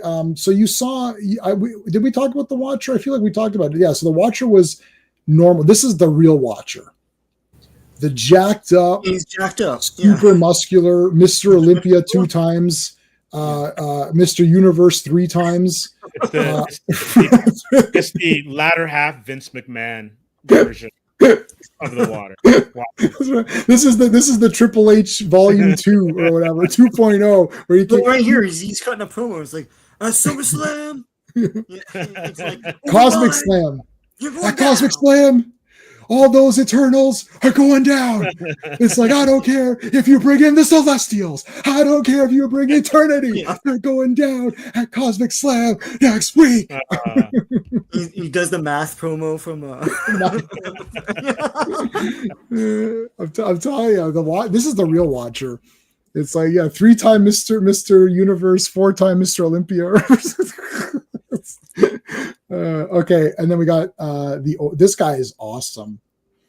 Great design. This guy, he's great. Overmind. All right, Sean, you want to do the credits on this one? All right, Fantastic Four, Volume 1, number 113. The cover art is by John Buscema and John Verpoorten. Release date is May 18th, 1971, but the cover date is August 1971. The Power of the Overmind. Written by Stan Lee, penciled by John Buscema, inked by Joe Sinott, lettered by Artie Simic, and edited by Stan Lee in the first appearance of the Overmind, who looks very Kirby-ish here. Mm-hmm.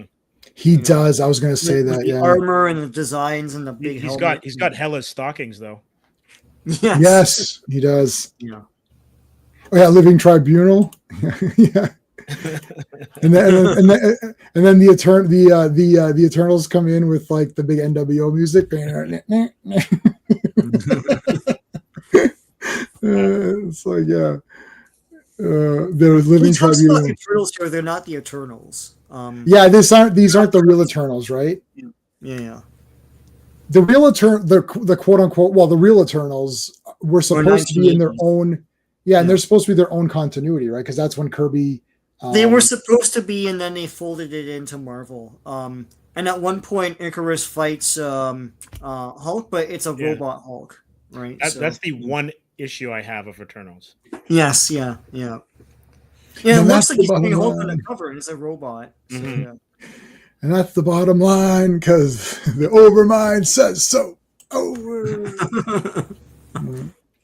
Okay, so Thing is dead. He never comes back again. Sad issue. And Johnny's upset. And Alicia's upset. And Reed is trying to listen to his heart, but he can't hear it because of all of the rock. Yes. Yeah. Johnny blames the government. I don't know. Hey, Banner's still here. Yeah. There we go. Banner's back to normal. Nobody knows he's a naked man. I guess it is New York. It's New York, so he's a destitute man. Remember last issue where a chunk of rock fell off him. That's cool. Look at that. Yeah. What's the Hulk? Damn. So Hulk just takes off because it's like he doesn't want to deal with very it. Guilty here. You'd think he'd come back and try to help as Banner. Yeah. But I don't know. He just walks off. Banner's kind of like he's kind of fatalistic there. He wanted to switch places with Benji. Yeah, he wanted to. Yeah, he goes, maybe I should have been the one who had died. It's like, I'm not. So peace out. Well, I'm still alive. Anywho, I gotta bounce it later. I gotta make like a baby and head out.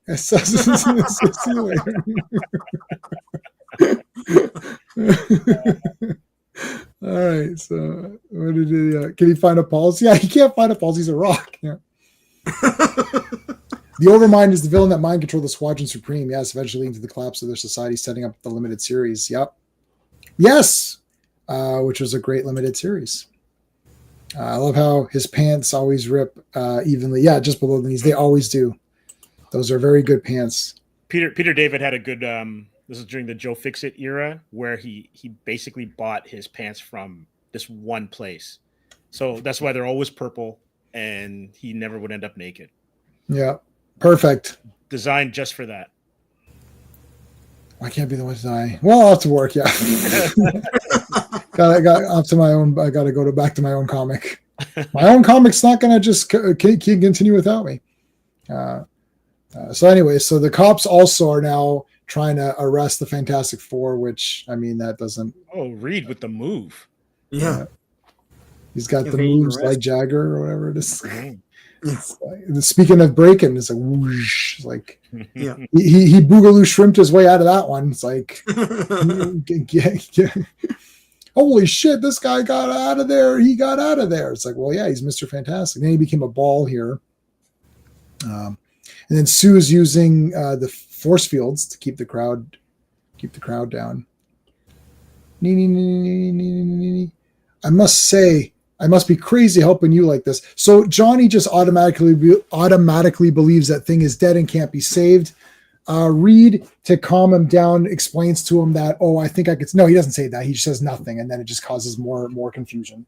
It's like, like just tell him right now that, like, we can try to save him. They shouldn't be able to lift him, but anyway. Hey, Mark D, what's going on, dude? Mark D. Mark D with a C. How's it going? Look how easy I've got that in there. I got that in there. I may as well get Classic Comics channel in there as well. Boom. Guys, make sure you're subscribed to Mark D with a C. He's the OG Saturday Night Star Trek guy from Clobby's channel. That was their I guess there's a couple. Well, actually, Clobby had so many shows. So I was going to say that was almost the flagship show. But anyway. It became, I guess, the flagship show because it had the most engagement, I think. Yeah. So yeah, make sure you guys subscribe to Mark D. While you're subscribing to Mark D, Classic Comics has been in the chat. May as well subscribe to Classic Comics because he's here every Monday. So make sure you subscribe to him as well. Did we miss any comments while I was doing that? Yes, I did. Banner left, but he's going to fight the Valkyrie in the second one. The second one, not the Defenders, Barbara Norris one, who's the third one. Jeez, how many Valkyries have there been? Okay, let's go. Okay, so he's going to help them out. These guys are still protesting. Wow, they did not get scared. Hulk's been destroying shit. Thing has been destroying stuff. Johnny is the Human Torch. The Thing just loves to fight. You know, all this stuff. Like all this stuff's going on, and they're pretty relaxed. Yeah, we feel confident that nothing will happen to us if we approach New York right here. Yeah. There's one guy's sign that says, "I'm confident." Oh, okay. That's it. I'm confident. One guy's got a screenshot of Napoleon Wilson, and then he wrote, "You can't argue with a confident man." And then there's an arrow pointing down to point at himself as he holds the sign up.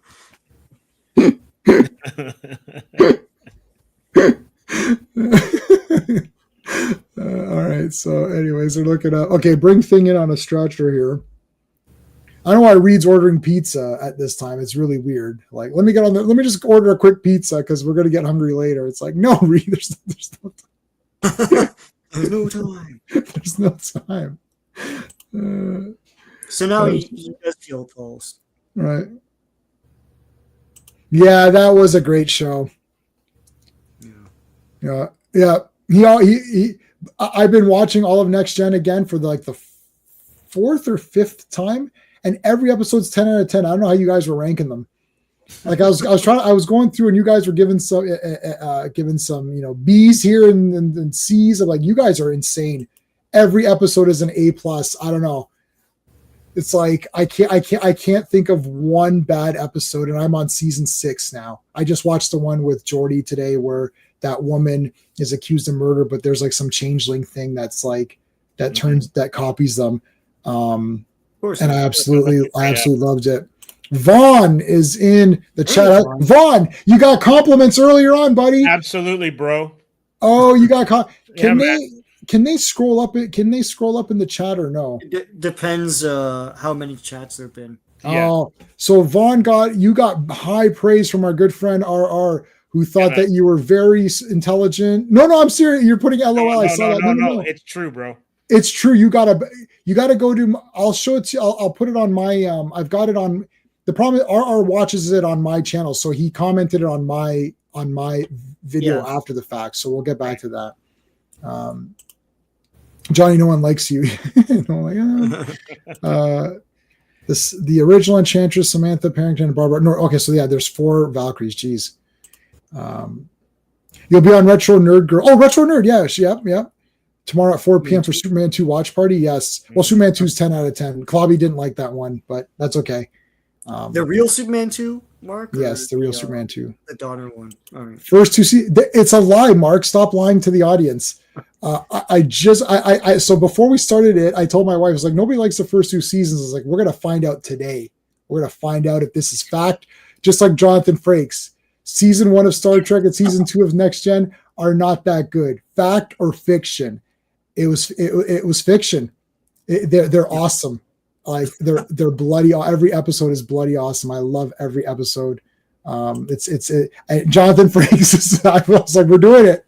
So my wife and I got the notepad out. We're like, all right, and it was perfect. 10 out of 10 every episode. I don't know. Jonathan Frakes on that show is the best, man. He is the best. Walks in sideways. I love it. Yeah. Yeah. Massive lean. Yeah, he's lean. Yeah. Yeah, I was talking about the fact or fiction thing because he'll I love the one where they did the alien autopsy, and at the end he's like, "I think it's a fake," and he walks off. And it's like they just watched the whole thing. That there's no mystery with you. Anyway, TNG got good. No, it was good from the beginning. I'm telling you, I've watched it 5 times. I'm not lying to you. I would never lie. The mistake is that their budget and the effects got better. Yeah. It definitely looked more polished. Yeah, and Deep Space Nine. Well, you remember that episode of Deep Space Nine that wasn't that good? No, you don't remember that one because they're all awesome. So remember that one that wasn't that good? No, exactly, because they're literally all awesome. And also, I have to say, Avery Brooks. Sean sent me. He knows I'm an Avery Brooks guy. Sean sent me. This is Sean's text to me. He sent me this Star Trek thing. I was like, okay. And then to ensure that I would watch the full video. You know how they do these clickbait videos, and they say watch to the end to, get the lotto numbers or to get the winning lottery numbers or something, right? So Sean put in his text like Avery Brooks shows up. He wouldn't give me the time code because he knew I just skipped to it. He's like, Avery Brooks shows up later. I was like, oh shit! And then I had to watch the whole thing because I was waiting for Avery Brooks. It's the New York Toy Fair presentation for the Playmates Star Trek series. Yeah. I think it's like partway through, like they were doing Deep Space Nine and stuff. Yeah. And Avery Brooks showed up for no reason. I don't know, for no reason at all. No reason at all. And he's picking up the toys, and he's like, I guess someone told him to do all this. And he picks up a phaser and he shoots it, and then he shoots the reporters and stuff with the. No, I think he was very interested. He's a fan. He's a fan. He knew. He's like, he looked like he was very genuine. It didn't look like it was a promo. It looked like he really, maybe he's just acting it, but he looked like he really cared. He's like, oh, these are very good figures. And they show him that's transport. He's like, wow, this looks good. He's like, and then when they went to the Ninja Turtles, because his son, I guess, like Ninja Turtles, and they're like, oh, would your son like these? He's like, he'd want all of these. Like, you would want them all. Hint. Yeah, sorry, Star Trek. Sorry, it's like he wants Ninja Turtles. He doesn't want your show. That's really cool. The toys were great, and it's a shame that they've always been bagged on. There's still toys at my comic shop from back then that no one cares about. Those Star Trek toys. I love the art in these issues. Yeah, this is all great stuff. As much as you love TNG, there are bad episodes. No, I haven't got to them yet. Let me know. I just watched a Quail or whatever. I just watched that one just now, tonight. I just watched, and that one was awesome. I don't know what you're talking about. What was wrong with that one? Can't argue with a confident man. It's like you can't. Oh no, you won't win on these Star Treks. It's not going to happen. You can win on other things because I just fake argue to pretend to be upset, but like you can't win on these. So Thing is back. Yeah, Thing is back. Yep. Back to normal. I don't think he can turn back. No. Okay, so no. Here's what happens. This is very interesting. Hold on a second. Let's discuss this because. Okay. They saved Thing. Guys in the chat, give me a second. This is important. So they saved him. And Reed is now saying, okay, I think we can try to fix the machine so that you can. And he's like, forget it. He literally takes it and smashes it. He's like, I'm done. I'm completely done with this nonsense. I'm the Thing, and that's it. This was great. And I'm pretty sure that I always joke, oh, that'll never happen again. I don't know. I'm sure it probably does happen again. Does. Well, it has, because he's come to this conclusion a couple times during the Kirby run. Mm-hmm. And then they keep going back to, oh, woe is me. I'm the Thing. I want to turn back into Ben Grimm. It's like, why? I don't. You said you didn't want to. And right. I think he does after Secret Wars again, like when he's on the planet, right? Well, that's because he gets those powers from the Beyonder's residual power or something like that. Right. And so he's Rocky Grimm Space Ranger or whatever for a bit. So, But I also like the fact that they have him fight the Hulk, who is kind of like the resident monster of the Marvel Universe. And he realizes what he's got, even though he's not necessarily in an ideal situation. Right. Yeah. Yeah, the artwork here is great.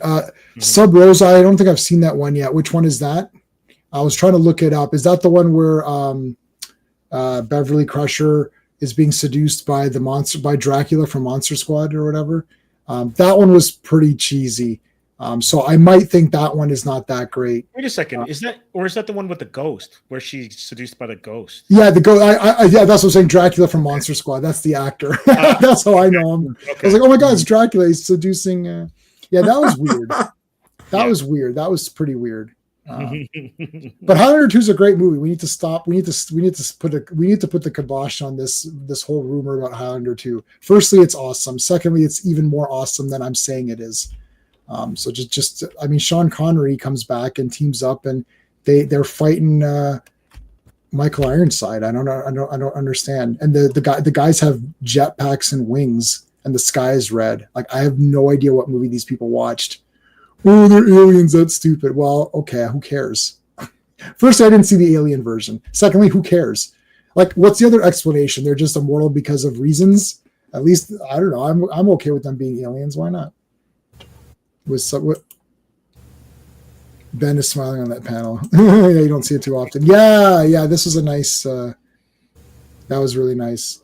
Yeah, he's like, yeah, he's satisfied. Yeah. He's satisfied. Each other, yeah. All right. Well, all their problems are over, right? Well, I don't know about that. There's still that glowing thing that was stalking them. There's still that glowing thing. Now, what could that be? I don't know. I'm not sure what that is at all, to be honest. Could that be a certain alien that's vowed not to interfere, but he interferes? It looks like he vowed to interfere because that's all he does. The Watcher got a new fit too. Look at that. Yeah, he's been lifting. Yeah, Space Ghost. Yeah, that one was cheesy. I remember that one being pretty cheesy, but mostly because I still really like Beverly Crusher, but I'm not dying over Beverly Crusher. But that's okay. I'm not making fun of anyone from those real Star Trek shows anymore. I'm done. The Watcher shows up with Kirby Crackle and his buff arms and his legs, and a new outfit. And he's got the Samaritan. Is that the guy's name from Astro City? He's got the one. Oh. The one like knob, cape thing or whatever. Yes, the gladiator sash. Yeah. So this is the real Watcher, Vaughn. The real Watcher is a big, huge buff guy that looks awesome. And that's the way he's been. So Sean and I have been covering this from number 1. This is how he's always looked to me. Which is weird because the Watcher I know is the one that everyone else knows, which is the big head and sort of the smaller. Yeah, that's what we grew up with, the 80s Watcher that was like the dweebish looking guy, yeah. Yeah, and I thought he was lame because he's in the role-playing game. Everything I know about backstories is from the Marvel role-playing game, and that's the version they have in the role-playing game, and I always thought that version looked terrible. I was like, this guy looks like a goof. And then when I saw the Watcher, when we were doing these Fantastic Four issues from, I don't know what issue it was, those early issues where he first appears, I was like, this guy's awesome. Like, what the hell? Yeah, what did they do to you, Watcher? Yeah, why'd they have to make him such a loser? I don't understand. That's not even a modern comic. Anyway, yeah. So, pointing the big finger, it's like, beware the overmind. Okay, I gotta go. Well, dude, you just dropped. He showed up. The big 2-panel wonder shows up. Oh, there's there's something evil coming. He's called the Overmind. Oh, tell us more. Now I gotta go. Well, okay. It's like, what? So what am I supposed to do with this information? Right. Like, if you never showed up and a super powerful guy came in and he said he's the Overmind, that's the same warning as you're giving me now. It doesn't. What am I supposed to do with that? A nanosecond sooner, it's an actual threat, as opposed to, let's go figure this out. Right. Yeah. He's sitting in the gym and he gets by. Yeah, soon. I like Orson Welles. He lets it. Yeah. Oh man, we can't make fun of Orson Welles. He's Unicron. And Robin Masters from Magnum, for sure. Oh, I've got to. You're talking about Magnum PI, the OG version, yeah. Yeah, I haven't seen that. I was watching a little bit of it the other day. You know what show I cannot stand at all? I watched an episode the other day, and I absolutely cannot stand it, and I almost pulled my hair out. What little of it there is Mork and Mindy. I cannot. I used to love it. Watching some of it, it was never one. Really need never to one have of my been there, I think. Yeah, it was a time thing. Yeah. It was never one of my faves. Oh, I loved it as a kid. I had the toy and everything. I had the egg with the he came out. Yeah. Wait till I think at the time, no one had Jonathan seen Winters? comedy like that, and now it's not annoying. Yeah, It's but annoying. back then it's like when electric. Winters shows up, it's even worse, Sean. Yeah. Yeah, so Jonathan Winters, no, I remember that. He was the baby or whatever. Yeah. Oh dear. Yeah. Yeah, it's absolutely infuriating. My wife had to turn her. She's only turned away from the screen for Steven Seagal. She didn't turn fully away. She did 90-degree turn, and I was like, wow. If I watch a Steven Seagal movie, my wife will literally turn, like she has like a chair that she literally turns her chair around so it's not even in her vision. Wow. So I've got a 65-inch 4K in a condo, so it's like a huge TV. So she literally has to turn away from the TV. That's a lot of Steven Seagal. Yeah, yeah. There's a lot of Steven Seagal. Okay, Franklin is also getting some premonitions too, right? What's her face is telling them to beware as well. Yeah. Harkness. He's just making up. Yeah, he's just being a pain in the butt. Yeah. Now you're getting 2 thumbs down from the Fonz for not liking Mork and Mindy. Hey. Well, yeah, Fonzie could beat Mork. They both did pretty good against each other. Mm-hmm. That was like outrageous. It's like, what time period is this? I thought it was the 50s and now it's the 70s. I don't know. Sure. Yeah. Anyways, so was it technically a spinoff? It's because Mork turns up. He appeared in right, yeah, and meets Fonzie. But I think they say there, I have been on this planet 20 years ago or something like that, and so now I'm back or something stupid. I don't know. Right. Anyway, yeah. Third Rock from the Sun was much funnier. Well, yeah. Anyway, so the cops are still pissed at the FF. They're going to be evicted from their building. This senator guy comes in. He's like, yeah, you guys are all trash, and I'm going to put you in jail and get rid of you. And the senator obviously is a bad guy because look at the way he's looking in this bottom corner here. Yeah. He's got the big evil eyes, and they get all pissed off saying, you can't try. They're going to put them on trial and stuff. Yeah. And then you find out that guy's being controlled by the Overmind. All right.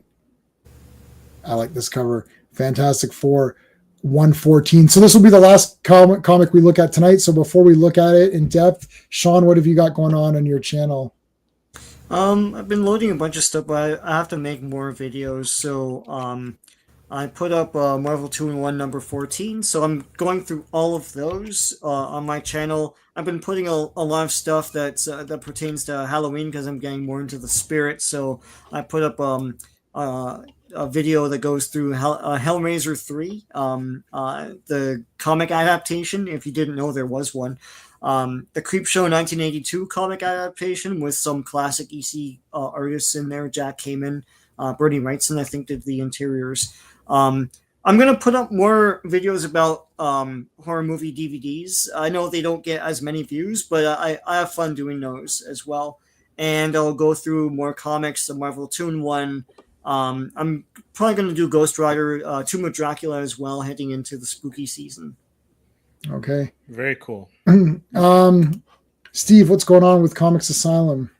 We've got a Nick Bradshaw interview from Montreal Comic-Con that's up. Vaughn did a great job interviewing him. Yeah, I saw that. And then our Kickstarter, it's in the pre-launch page. The pre-launch page is up for Atrium, so we've compiled it into a graphic novel. So that's up right now, and we're probably going to launch early next week, most likely. And I've got a Joe Rubenstein and a video to edit, and it's another one that Vaughn did while we're up in Montreal. And his name's just escapes me right now, but the creator of Thanos. We interviewed him, and so we've got a quick little interview with him as well too. I can't believe I can't remember his name. Wait, is that Jim Starlin? Jim Starlin, thank you. Yeah. Oh my God, that's crazy. What the heck? I was like, I guess both like Jim Starlin, right? I was thinking like Jim Starlin. That's a huge name, and then I started thinking like, I guess he didn't create Thanos because that seems like too good to be true. Thanos, Dead Star. Wow. Created a whole bunch of characters. Yeah. Yeah. Thanks, RR. My brain is like mush right now. So no, I knew it was Jim's. I was like, I was like, that seems so crazy that you got an interview with him that I didn't believe that Jim Starlin created Thanos. I was like, maybe someone. Oh yeah, it was Bob Smith. I remember he was pretty good. I like, like whatever, right? But he's the secret creative power behind the MCU, really. Yes. I mean, yeah. All right. All right, Sean, last issue. What's the credits? Let's do the credits on this. Credits. All right. Fantastic Four, Volume 1, number 114. The cover art is John Buscema, John Romita, Frank Giacoia, and Sam Rosen. Many, many people had a hand in making this cover. Release date is June 15th, 1971, but the cover date is September 1971.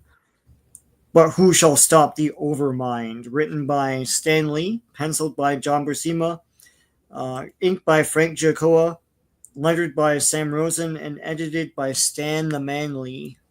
Mm-hmm. Yeah, the real Gamora and the real Drax. Yep. The real Drax is like all jacked up with the cross suspenders and yeah. But who shall stop the Overmind? Yeah, who's going to stop him? I literally don't know. I'm completely baffled. Like, how are they going to stop him? You've got 4 candidates. You know. Could be the Watcher. Yeah. that absentee landlord or whatever.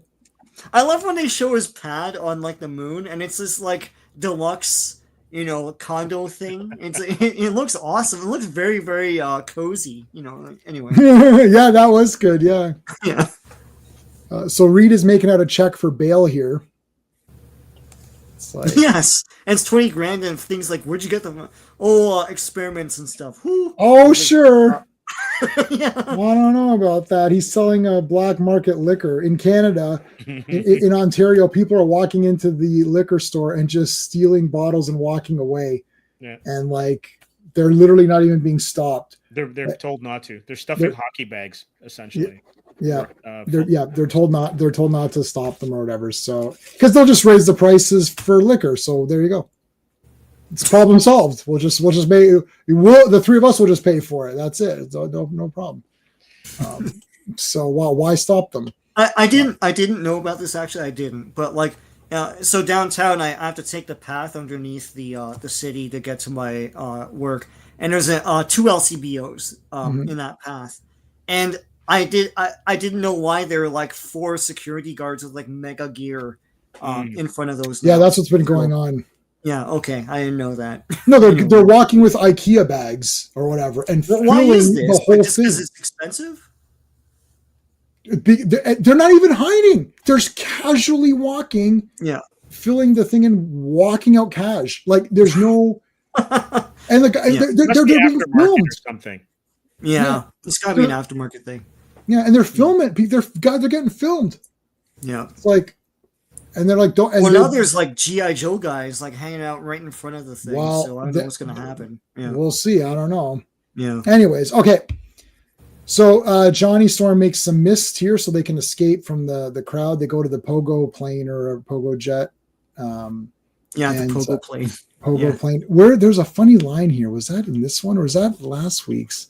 Where's the? Oh no, that was last week's. Okay, sorry. Where he's like, "Oh yeah, I'm just opening up the hatch for fun" or whatever. That was super funny. Yes, the thing. The thing. They're just like, "Why are we?" He's like, "Is your intent to use the Pogo plane?" He's like, "No, I just like opening and closing the hatch for fun." It's like, yeah, that's the thing to me. So yeah, yeah, that is funny. And yeah, he wasn't like that in the movie. That's the problem. Yeah. It's allowed. Yeah. It's allowed. I'm not joking. Look it up. Look it up, RR. Go on YouTube. You can watch all the videos. I've watched all the videos. They just walk in and do it, and nobody's doing anything. Yeah, it's like I think it's a liability thing where they don't want the employees engaging. Yeah, right. But they have security. Well, they don't have security everywhere. I'm just talking about the path, and that's like more posh. They clean the crap out of that place. Yeah. So maybe other LCBOs, just individual locations out in the open. Yeah, mine doesn't have any guards. Yeah. Anyway, so Overmind is walking around, And they're like, look at the two little sissies or whatever from Three Amigos. So no, they're walking around and they're like, oh, look at this loser. And then he just blasts the shit out of all these guys. No, he turns himself into a regular looking guy, although it looks like some big lumberjack. Yeah. There, now I can walk around like inconspicuous. It's like, you're like this huge guy with this big red beard and super long red hair, and you tower over everybody. Look at this. He's an entire head and a bit over this guy. Yeah. Right? Now I'm blending in. Hello, fellow humans. I'm a human, just like you guys. We're all human I'm just here. an average Joe going to work. No, you're not. What job are you going to? The farm. It's like, it's the one-man gang. Yeah. One man gang. Who is Akeem or whatever. They should do Akeem versus one man gang or whatever. Akeem the Afghan. Yeah. I got the Akeem figure for free from this guy. I ordered a bunch of those wrestling and he sent figures and he sent me Akeem. I'm like, you sent me Akeem. He's like, whatever, just keep them. As a kid, I didn't understand the joke. And now that I'm older, I'm pretty appalled. It's hilarious. It's like, how do they even get away with that? Like, it was a time. Yeah, it was a different time, I guess. But he had Reverend Slick with him, so I guess to legitimize it. Oh my God. Yeah. Slick. So Reverend Slick is awesome. All right, you. It's like I like this, like cracking him on the head. Oh, that's a lovely shot. That's boonk, boonk. It's like, you should be dead by now.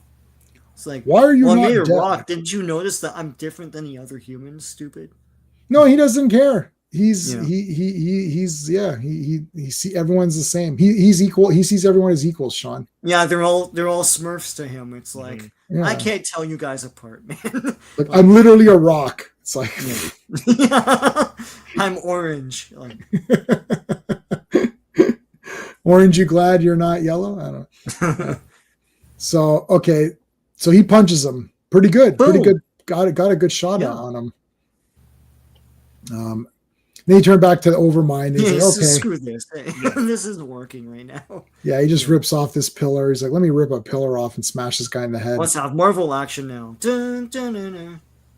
Yeah, all right, you've pissed me off. It's Marvel time. It's Marvel time now. Cue the Dutch angles. Dun, dun, dun. Hey, that was the you're gonna do the Masters theme. Dun, dun, dun, dun, dun, dun, dun, dun, dun, dun, dun. Yeah. So then he's like, oh, friggin' Human Torch nailed him too, pretty good. And then he tried to slap him. I guess he blasted him. Did he turn his blast or send his blast back at him? Yeah. I'm still trying to figure out what the hell's going on. Yeah, he slapped it back. Oh, that's disrespect. Yeah, I like that shit. It's like, take it back. Overmind isn't properly scaled as he's supposed to be 10 feet tall. Maybe that guy's 9 feet tall, though. How many minds could the Overmind mind if the Overmind could mind minds? Yeah. How about the Undermind? Oh, I hate that guy. He gives me a bad name. It's like, You undermined me. I'll undermine you. Undermined. How dare you? You sound like Adam West there. Undermined. Well, Adam West is the best, so that's a good I compliment. like that. Undermined and his sidekick underhanded. It's undermined and underhand. It's like, and then their version of Joker is underwear. Yeah. It's like, I'm underwear. Oh, it's like, that's really under the belt. It's like, We've milked this for all it's worth. So yeah, you could tell the art was kind of rushed. I think it's on the inking side where like everything's like just thick and blocky. I know that Frank used to ink that way, but yeah, this is exceedingly like look at this that second panel next to Sue. Everything's just really kind of like blobby. Yeah, it is. It's something you must have happened behind the scenes, because I mean they had 4 people work on the cover, and the cover isn't all that much, right? So No. it's yeah. I think Romita did some of the faces. I think he changed some of the faces as well too, because some of the stuff looks like it's his inks. Right. Yeah, I see. It's like, yeah. I mean, it's like, looks like someone used like a Sharpie, like the not the fat ones, but like the in between one. Like exactly. Like it's like, yeah, I see what you're saying. And you know, see this. Art. This is a weird thing. See, this is, I don't know. I can't tell styles. I can't tell artists, and I don't know artists. If you say an artist, I don't necessarily know what books they worked on.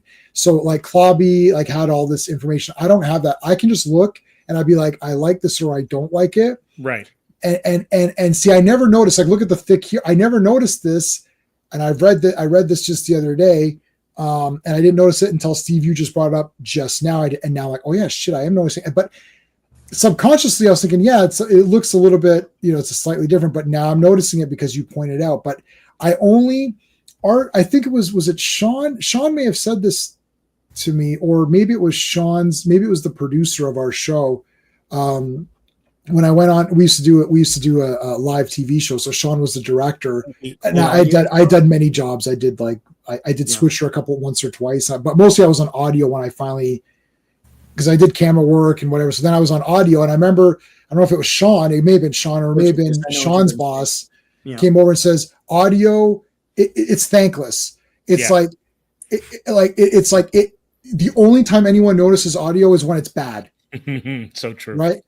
Otherwise, no one cares. Right. So no one's going to come over and say, man, because like a director can have great shots, or a camera person can do great cinematography, or you can have great performance. No, audio gets recognized in the Oscars, but sitting in the theater, you only notice it if it's shit and you can't hear it. You're like, wait, the audio's off, right? Or something, right? Yeah, totally. So same thing here. I don't notice art unless I think it looks bad. So I'm reading this like, oh, this all looks good to me. And then when someone sits there and says, hey, look, oh yeah, shit, I never thought, I haven't noticed that, so only if I don't like the art do I notice that, I don't like this art. But if I like it, it pretty much just washes over me. And so when we did the Kirby stuff, and it's like, oh, Jack Kirby, it's more like it's the whole package for Jack Kirby. It's his creativity, like the way that everything is laid out, the excitement.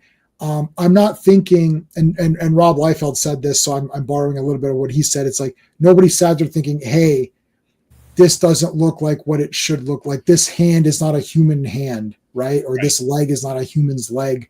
No, Rob Liefeld was like, nobody thought that, right? Like they're just like, oh, this looks cool. Like it looks like comics, or like this looks like a fun comic to read, because everything's like, whoa, and like guys are jumping and big, huge punching and all this kind of stuff.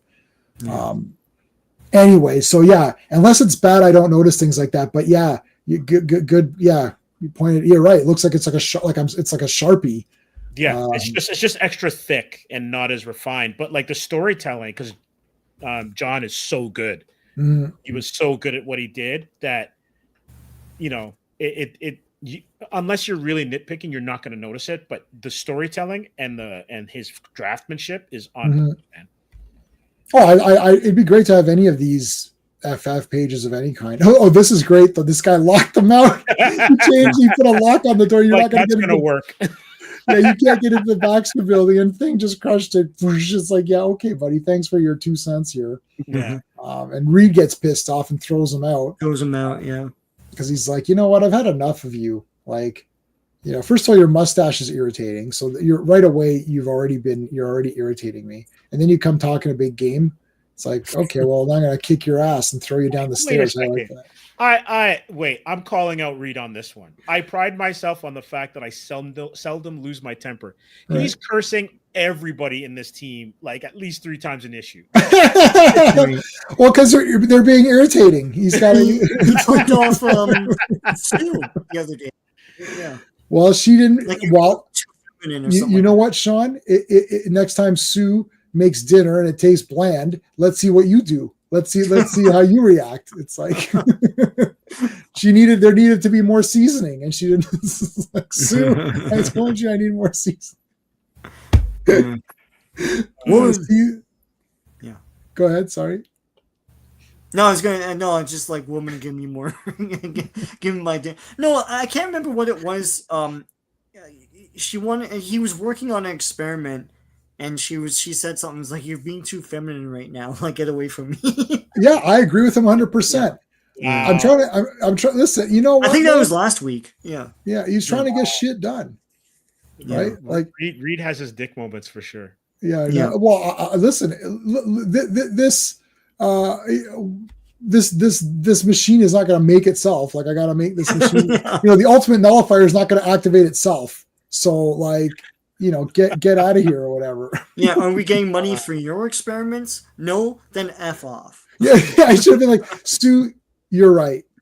Let's work on your experiments. Oh, wait, you don't have any. It's like, go make me a sandwich and put two. You want to make something? Make me a sandwich. That's awesome. Why don't you go invent a sandwich with double the ham and double the cheese? Yeah, I want double meat. Double meat. Pedro would be making the sandwich nowadays. Yeah, now Pedro would go make a sandwich or whatever. Yeah. All right, so Stink Bomb, Yancey Street Gang. Haven't heard from them in a while. Look at Johnny. He's like, "Yep, they got you. That Yancey Street Gang, they got you pretty good." And Reed's like, "Cut the shit." It's like, it actually, look, it says "cut the shit" right there. It's like, cut the shit. Let's move on here. Remember the last few issues? Yeah. Vince Coletta, every third panel, just throw in a Coletta, no background. So remember last time when the Watcher showed up and Uatu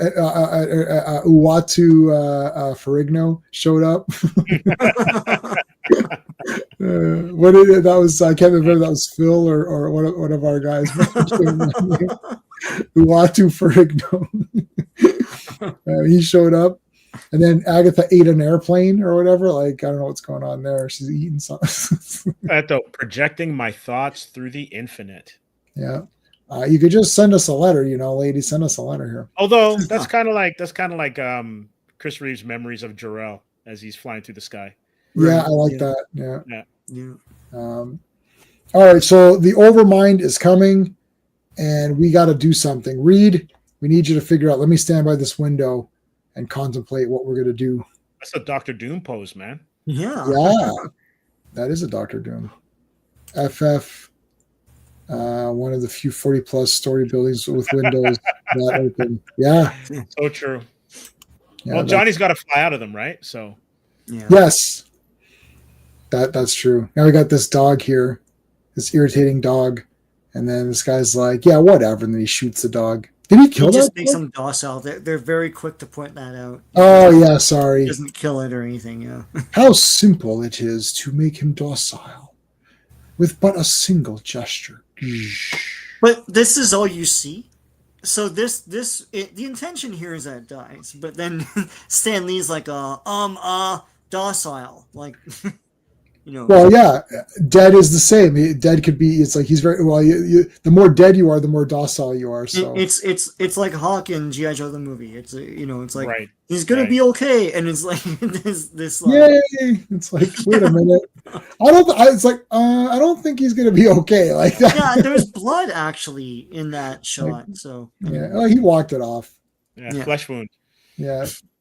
Yeah, it's Duke or whatever, right? Or Hawk. It's Duke, Hawk. Duke is Duke. Yeah, it's Duke. Yeah, not Hawk. It's Duke. Yeah. And it's like, Duke can walk it off. Okay, so look at this cars. He's angry. Yeah. This one contained Freddy's bones from Nightmare. Then he opens up his vehicle and goes into his vehicle. Let me check my iPad here. Shit, it's not charged fully. God damn it! I've had this thing on charge all day. It's like. And then the iPad says, you should have opted for the quick charge cable. He's like, I didn't want to pay extra for that. So he goes to his iPad and he's like, oh, the Eternals. So these are the Eternals. These are not the Eternals, right? No. They can't be. Kirby invented them in the 80s. So. And he didn't take this name or whatever, right? Or maybe. No, it seems like a name they would come up generic. With. Marvel. But yeah, if it is, I'll be shocked. No, I don't think it's not like Cersei in them. Right. Yeah. All right, so he puts the cars back to disguise his ship. He Yeah, never paid. no He didn't get Apple Care. Yeah. No humans. No, sorry. No human knows. No human suspects that I'm a red-faced man. Oh. Sue's like, hey, and Franklin's like, give me back to mommy. I am your mommy. Well, you're never around. I can guarantee you, Sue's not going to show up to any of his football games. Reed is never going to show up, and I bet you Sue's not going to show up to very many of those either. And then he'll grow up to be Cyborg. And they'll grow up to be eternal beings, not the Eternals. Yeah. Yes. Not the Eternals, as Clobby called them. Clobby named that movie Eternals. Eternals. Wow. Did not like him, huh? He always names Man of Steel, Bull versus Shit.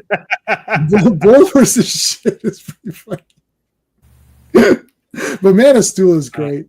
Yeah, Man of Steel, Force of Break-ins. The Force of Break-ins. I did love that whenever there was a sequel with a number to it, he always did the same joke. It's like Iron Man 2 Audience 0. Like, or something like that. Yeah, Iron Man 2 Audience 0. Yeah. That was very fun. Yeah, we just say Iron Man. Well, I would just say. Well, I wouldn't say Iron Man 2 is that, but if it was part 2, I'd just say poo or whatever. Yeah. Okay. Agatha. Well, what was all that about? I need to gauge. So she uses Ben's strength and Johnny's flame. This is so weird.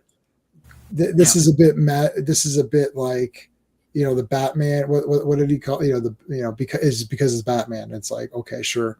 The Batman clause or whatever. It's like, why can this happen? Because it's Batman. It's like, okay. It's like, sure. It's like, well, I guess Agatha can drain their energies or something. Yeah. Is it any different than Geordi or any other engineer coming up with the solution in the last, 5 minutes of an ep? Yeah. No matter what it is. Yeah, I love it. I love the episode Relics where Scotty shows up and they talk. Oh, right. And then Scotty's he goes, captains are like children. They want everything, but you have to give them just what they need. And then he's like, listen, I've got to repair this thing. Picard needs it in an hour. He goes, I told him I'd have it done in an hour. He's like, and how long will it really take you? He's like, an hour. He's like, you told him the truth? You told him the real thing? He goes, you told him the real thing? It's like Scotty's like, I've been using the Scotty technique at my job. Like, how long will this take? I'm like, this is going to take me like 2 weeks. And then I'll do it in like 2 days. I'm like, wow. I was like, listen. Under promise and over deliver. Yeah, like, come on, Jordy. That was listen, Jordy effed up. I like Jordy a lot, but he effed up big time on that one. Okay, I love the going through the cosmos. There's Agatha's face in Watcher. Watcher's like literally taking a dump or something. It's like, yeah. Agatha, what are you doing here? Well, he's like, I've been expecting you, Agatha. With that weird head. So Phil thinks, okay, hold on. Like Gil Kane inked it? It's possible. Gil was probably so busy doing covers and working on Amazing Spider-Man, though, that. But if there was bullpen stuff, for sure, it might have come in because I know Ramita used to change stuff all the time from other artists. This Watcher. Hey, Mohammed, how's it going, dude? Hey, Mohammed. All of Image Transformers run nice. Image Transformers? Yeah, that's easy. There's only 24 issues. Yeah. The issue 24 was awesome. Yeah, I'm ready yet. Yeah. I'm so behind. Yeah. It's really good. So Watcher's wearing a different outfit. I guess they didn't settle on a proper costume for him because he always has different. It's just there's a collar, a cape, and some funky design. The whole blue thing is what we're used to, but they had a whole bunch of weird stuff before that. Right. Because he's almost got the Stranger's color scheme, which is like that yellow, green, red kind of combo. No, there you go. That's it. The great cover. This will be next week. All right, we got a little bit of time. Let's since we're talking about the role playing game, we can look at the role playing game. So I had the Marvel Advanced role playing game.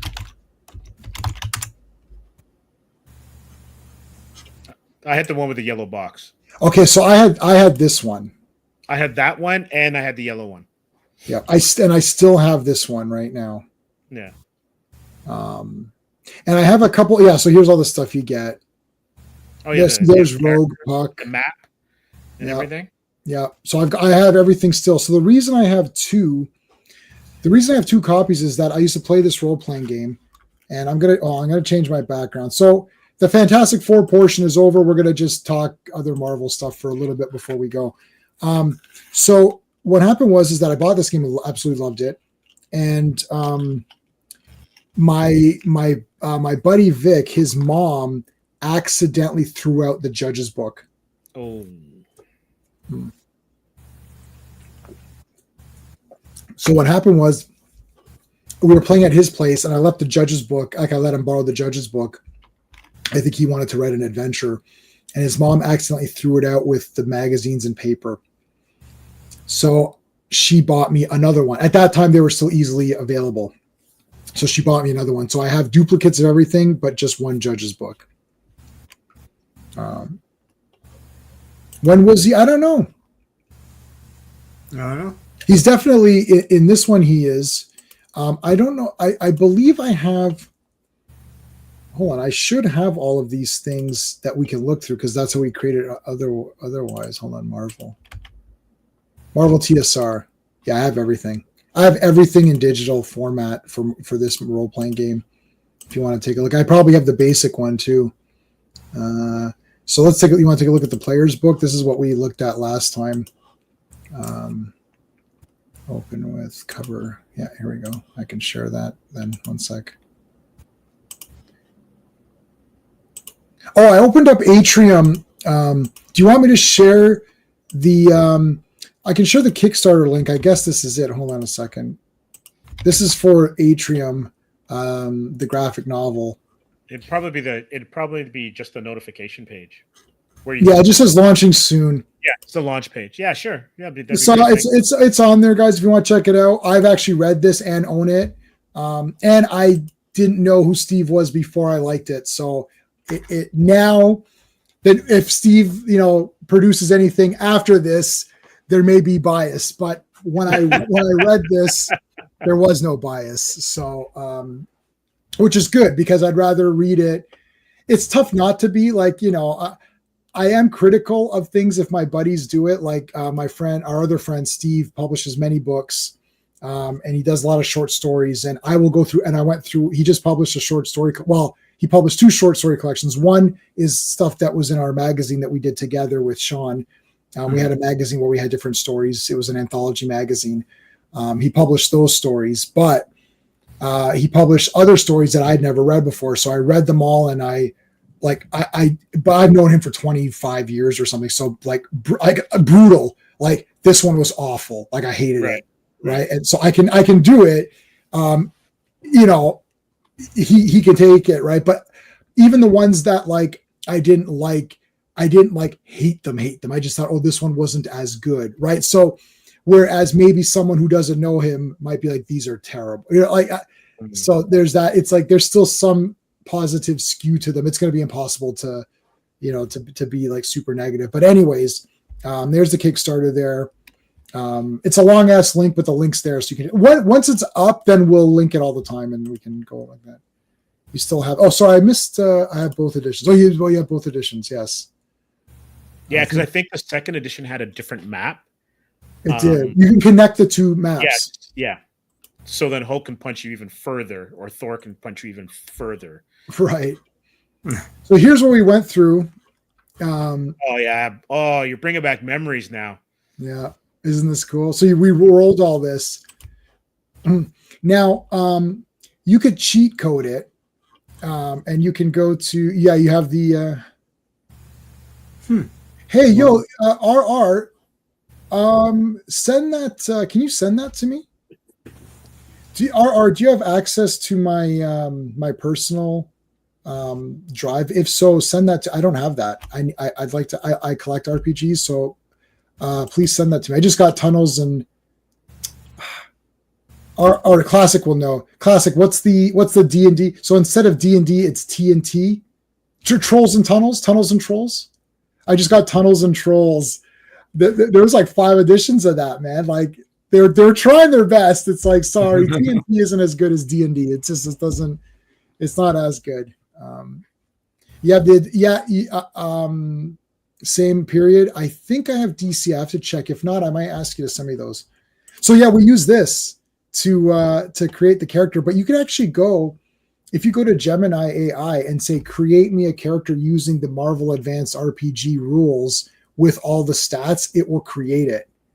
We could do that experiment. You want to do it? You want to do a random experiment? Hold on. Let me see. Hold on. Okay, here, let's try this random experiment. Hold on. I know AI is mean and or whatever, right? I don't care. All right, let's try this experiment. This will be fun. Okay, so you can go create a character using the Marvel Advanced RPG rules with all stats. There you go. Wow, that fast. This is wrong. Start that again. That is wrong.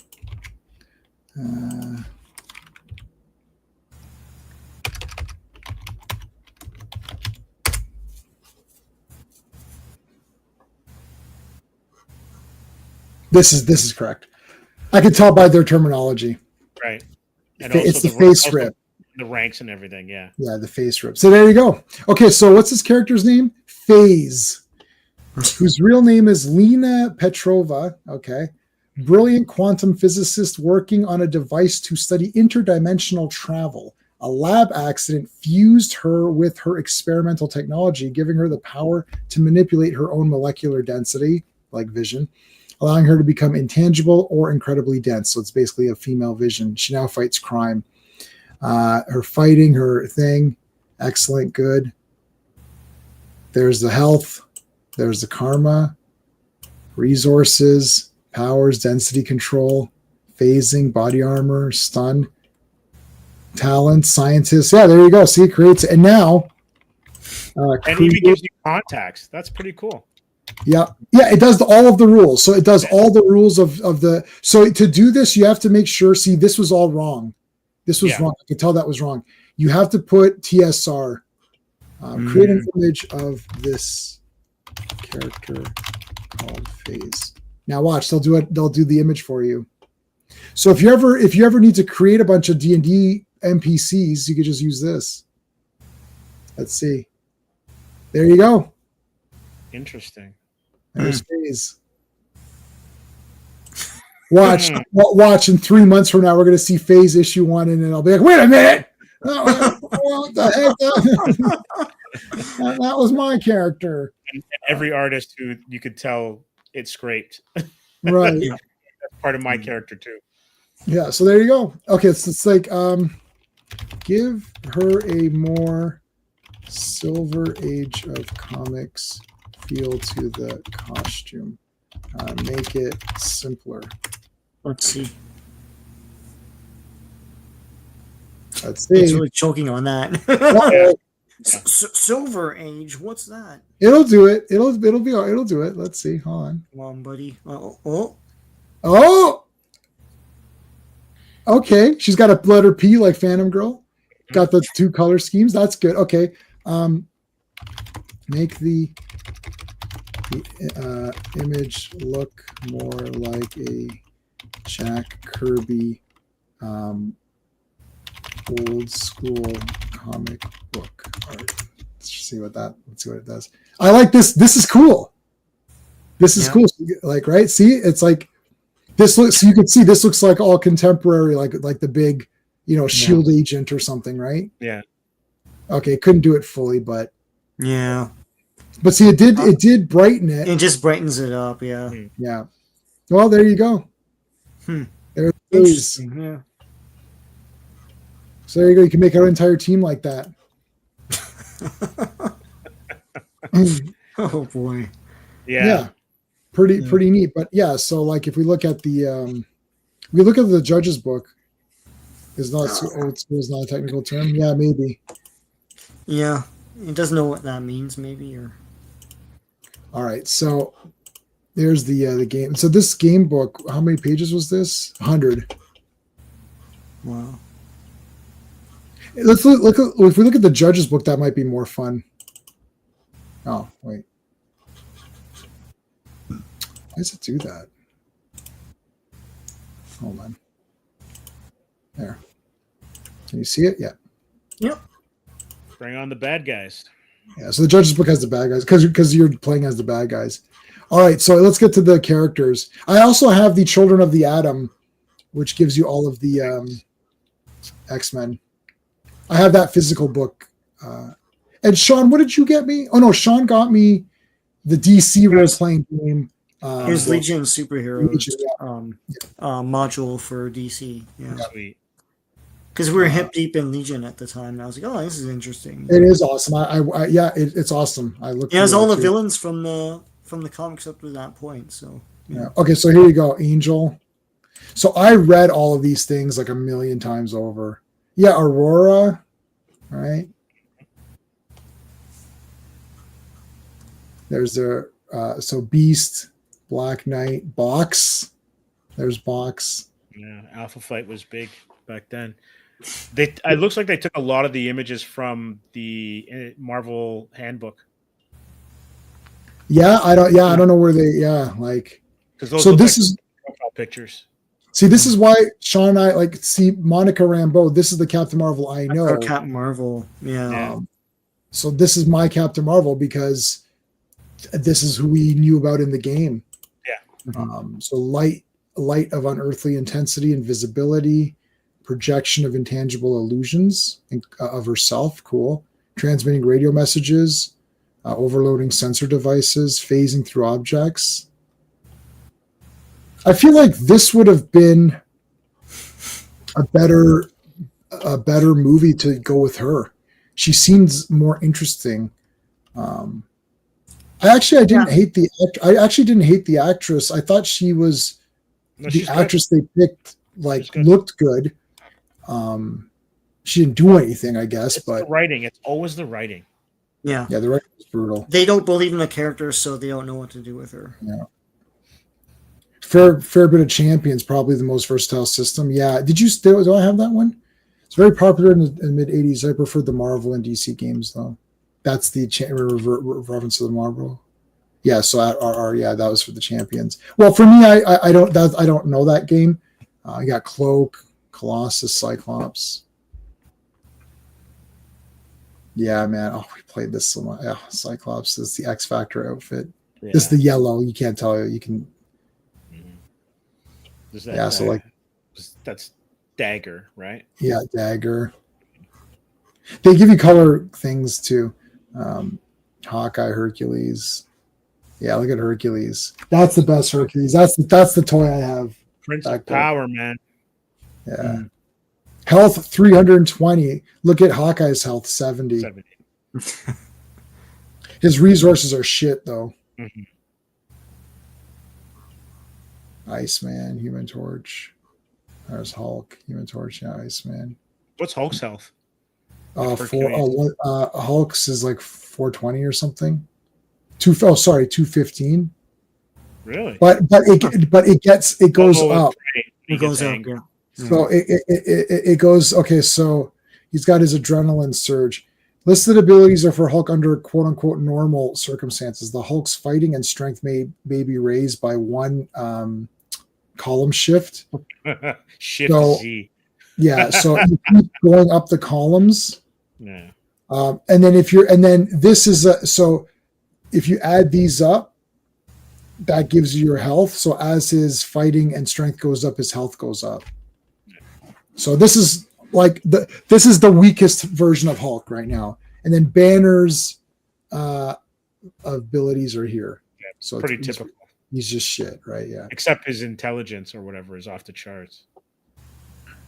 Yeah, intelligence is good, which is good. Like, there's not too many guys that have high intelligence. Like, look, poor. Yeah. It explains what they all are in the other book. Like, it'll tell you poor intelligence means that it's like a college student or something. Yeah, just average.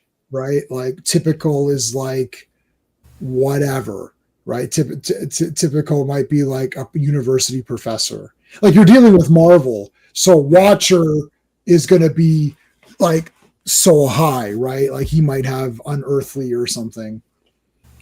And I like the terms that they use, because those are the terms that I also use. Magneto, real name unrevealed. Awesome. It's this Magneto. Yes. There's Reed. Let's see Reed's intelligence. See, excellent 20. So that's just 20, and the highest column is like class 3000. So it's 20, 40, 50, 75, 100, 1000, 2000, 3000. So Reed is like 8 below, like, let's say eternity or something or whatever, right? Yeah. Like, so yeah, exactly. So if you're making intelligence checks, that's pretty good. Like let's look at Mockingbird's intelligence is 6. So I mean, that's garbage, right? So she's actually smarter than Johnny Storm. Oh, Phoenix has 30. Rachel? Wow. Oh, maybe because of the telepathy. Maybe. Puck. Hey, this is Phoenix. Oh, that is Rachel. That's Rachel. Yeah, I was like, what the hell? So what's Professor X then? Professor X would be off the charts.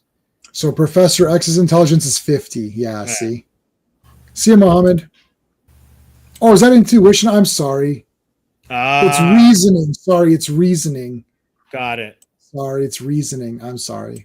Okay, I made a mistake. I was thinking of D&D. Sorry.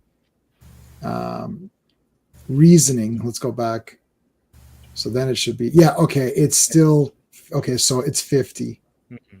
So yeah, he's better than Mockingbird. So what was Banner's then? So Banner?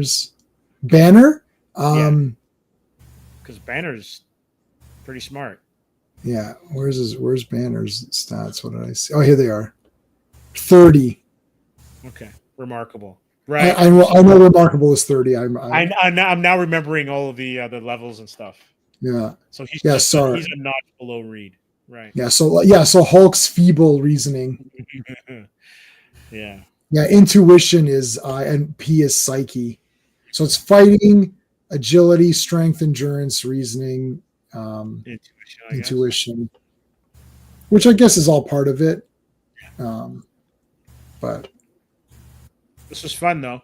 And what do you remember how many sided die this was? Was it 6? It's a 10. It's a percentile. So you're rolling a percentile, and you're trying to hit a certain. So you're rolling a percentile. Higher is better.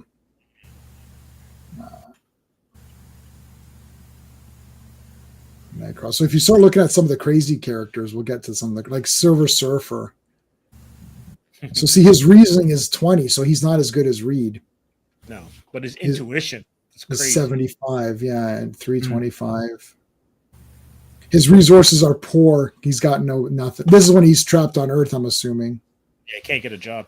Poor guy. Yeah, GT. The book says an officer says Magneto could die to a feather. Yeah, GT. I mean, I house rule everything. If you play any, like I run D&D, we're playing it this Thursday, Spelljammer. The way I run it is I write one little page of notes, and then I just run it, and I just make up stuff on the spot. I make everything up as I go, and as the players do stuff, I just create the scenarios. I literally think of it this way. I cheat everything because I'm about having the players. I want the players to run the game, and I just create problems for them as they run it. So basically, I don't even roll the dice unless I think it's something stupid. So, for example, you remember in Lord of the Rings when Legolas shot an arrow at an orc and missed because he's an idiot? No. So that doesn't happen, right? So I think of it that way. So my character's playing an elf ranger. Well, why is he a loser? So it's like it only matters if it matters, right? Like if he misses the shot, will something get affected? So my games are fast. Like we usually we do 2-hour sessions and we finish it pretty fast. I have a couple of puzzles, maybe 2 or 3 scenarios. That's it. It's like, it's about having fun. So if someone's going to climb the ladder, I'm not going to roll like dexterity or whatever the hell. Like, I mean, wait, you can't climb a ladder. How are you adventuring in dungeons if you can't climb ladders? Like, it's stupid. Now, if there's a monster, let's say there's a snake coming down the ladder, then yeah, you can roll, you can do a save or whatever. You can try, then there's going to be a difficulty in a roll. And if you fail the roll, the snake bites you or whatever. But generic crap. So if I'm playing, when we used to play this, we looked at this and we kind of liked the words more than the numbers. The numbers were to show you what column to roll on. But so like, let's say, okay, so Sean's going to play as like, let's say Sean wants to be Nightcrawler. So, okay, so Nightcrawler's there. You're supposed to make your own hero, but let's say Nightcrawler's there. And you're like, okay, so there's some thugs try to mug you because they're like, oh, hey, Muty, and then they try to beat him up. So, okay, Sean, what do you want to do? And then Sean's like, okay, well, I'm gonna, I don't know, I'll line of sight. I'll use line of sight teleportation. Okay, fine. So what are you gonna do? Oh, I'm gonna jump behind this guy and kick him. So I'm gonna say, well, you got the drop. They got the drop on you, but you reacted quicker because you're Nightcrawler. Okay. You jump behind him and you kick him. I'm going to roll that guy's defense to see if he's able to even defend it, but he'll be at a disadvantage because you teleported behind him, right? I like advantage and disadvantage. You take the higher number or lower number. You take the lower number.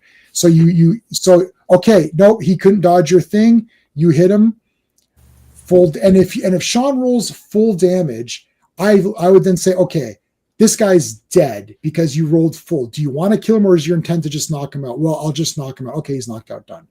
I'm not going to roll the stun table and he's stunned for 10 rounds. He's out. He's a generic guy, right? So let's say they're fighting Doc Ock and Doc Ock has taken his arm technology and given, maybe 2 arms to a couple of his henchmen with some armor. Okay. Now it's not mutant hating, thugs or whatever. Now it's guys wearing armor who have Dr. Octopus arms. It's like, okay, now it's like, well, you got to dodge these guys because these arms are attacking you. Okay, then I'm only asking characters to do stuff if it matters, not everything. Like I can't stand this. Like I got to roll every damn thing that happens. So let's say you're climbing the ladder and you roll a critical, let's say in D&D you roll a 1. Let's say in this you roll a miss on your agility. What? You didn't climb the ladder? Like, well, what's going to happen next? It's like, okay, so Nightcrawler can't climb the ladder even though climbing is one of his things. It's like, okay, so he can't climb the ladder. Okay, Steve, your turn. You're playing as Cyclops. Okay, what do you want to do? I guess I'll try the climb ladder. No, you failed too. Okay, so the adventure's over. Yeah.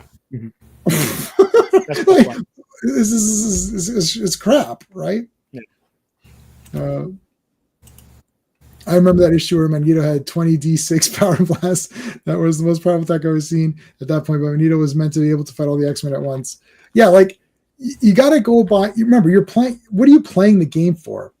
Are you playing the game? We're going to end up, we'll end it, and this will end soon. Are you playing the game? Are you getting together with your friends to roll dice and do math? Yeah. You want the adventures, man. You want the fun. Yeah. You want to go through the campaigns and have your adventures kind of play out.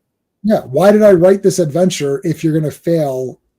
Like clearly it's not going to be stupid because then it's not a game, but it has to have some sort of inner rules. Like I don't roll for hardly like, and I usually come up with like a target number for the scenario. So like, if I'm like, okay, you're fighting, let's say Marvel, you're fighting 3 guys, that all have octopus arms. It's like, so everyone needs to roll green results or needs to roll yellow results to get anything done because these guys are tough ass guys. It's like, okay. But then what I would do is, the whole point is you would then say, okay, as Nightcrawler, I'm going to teleport behind one of these guys and try to push them into your I-beams, into your force blast. I'm like, okay, I like that.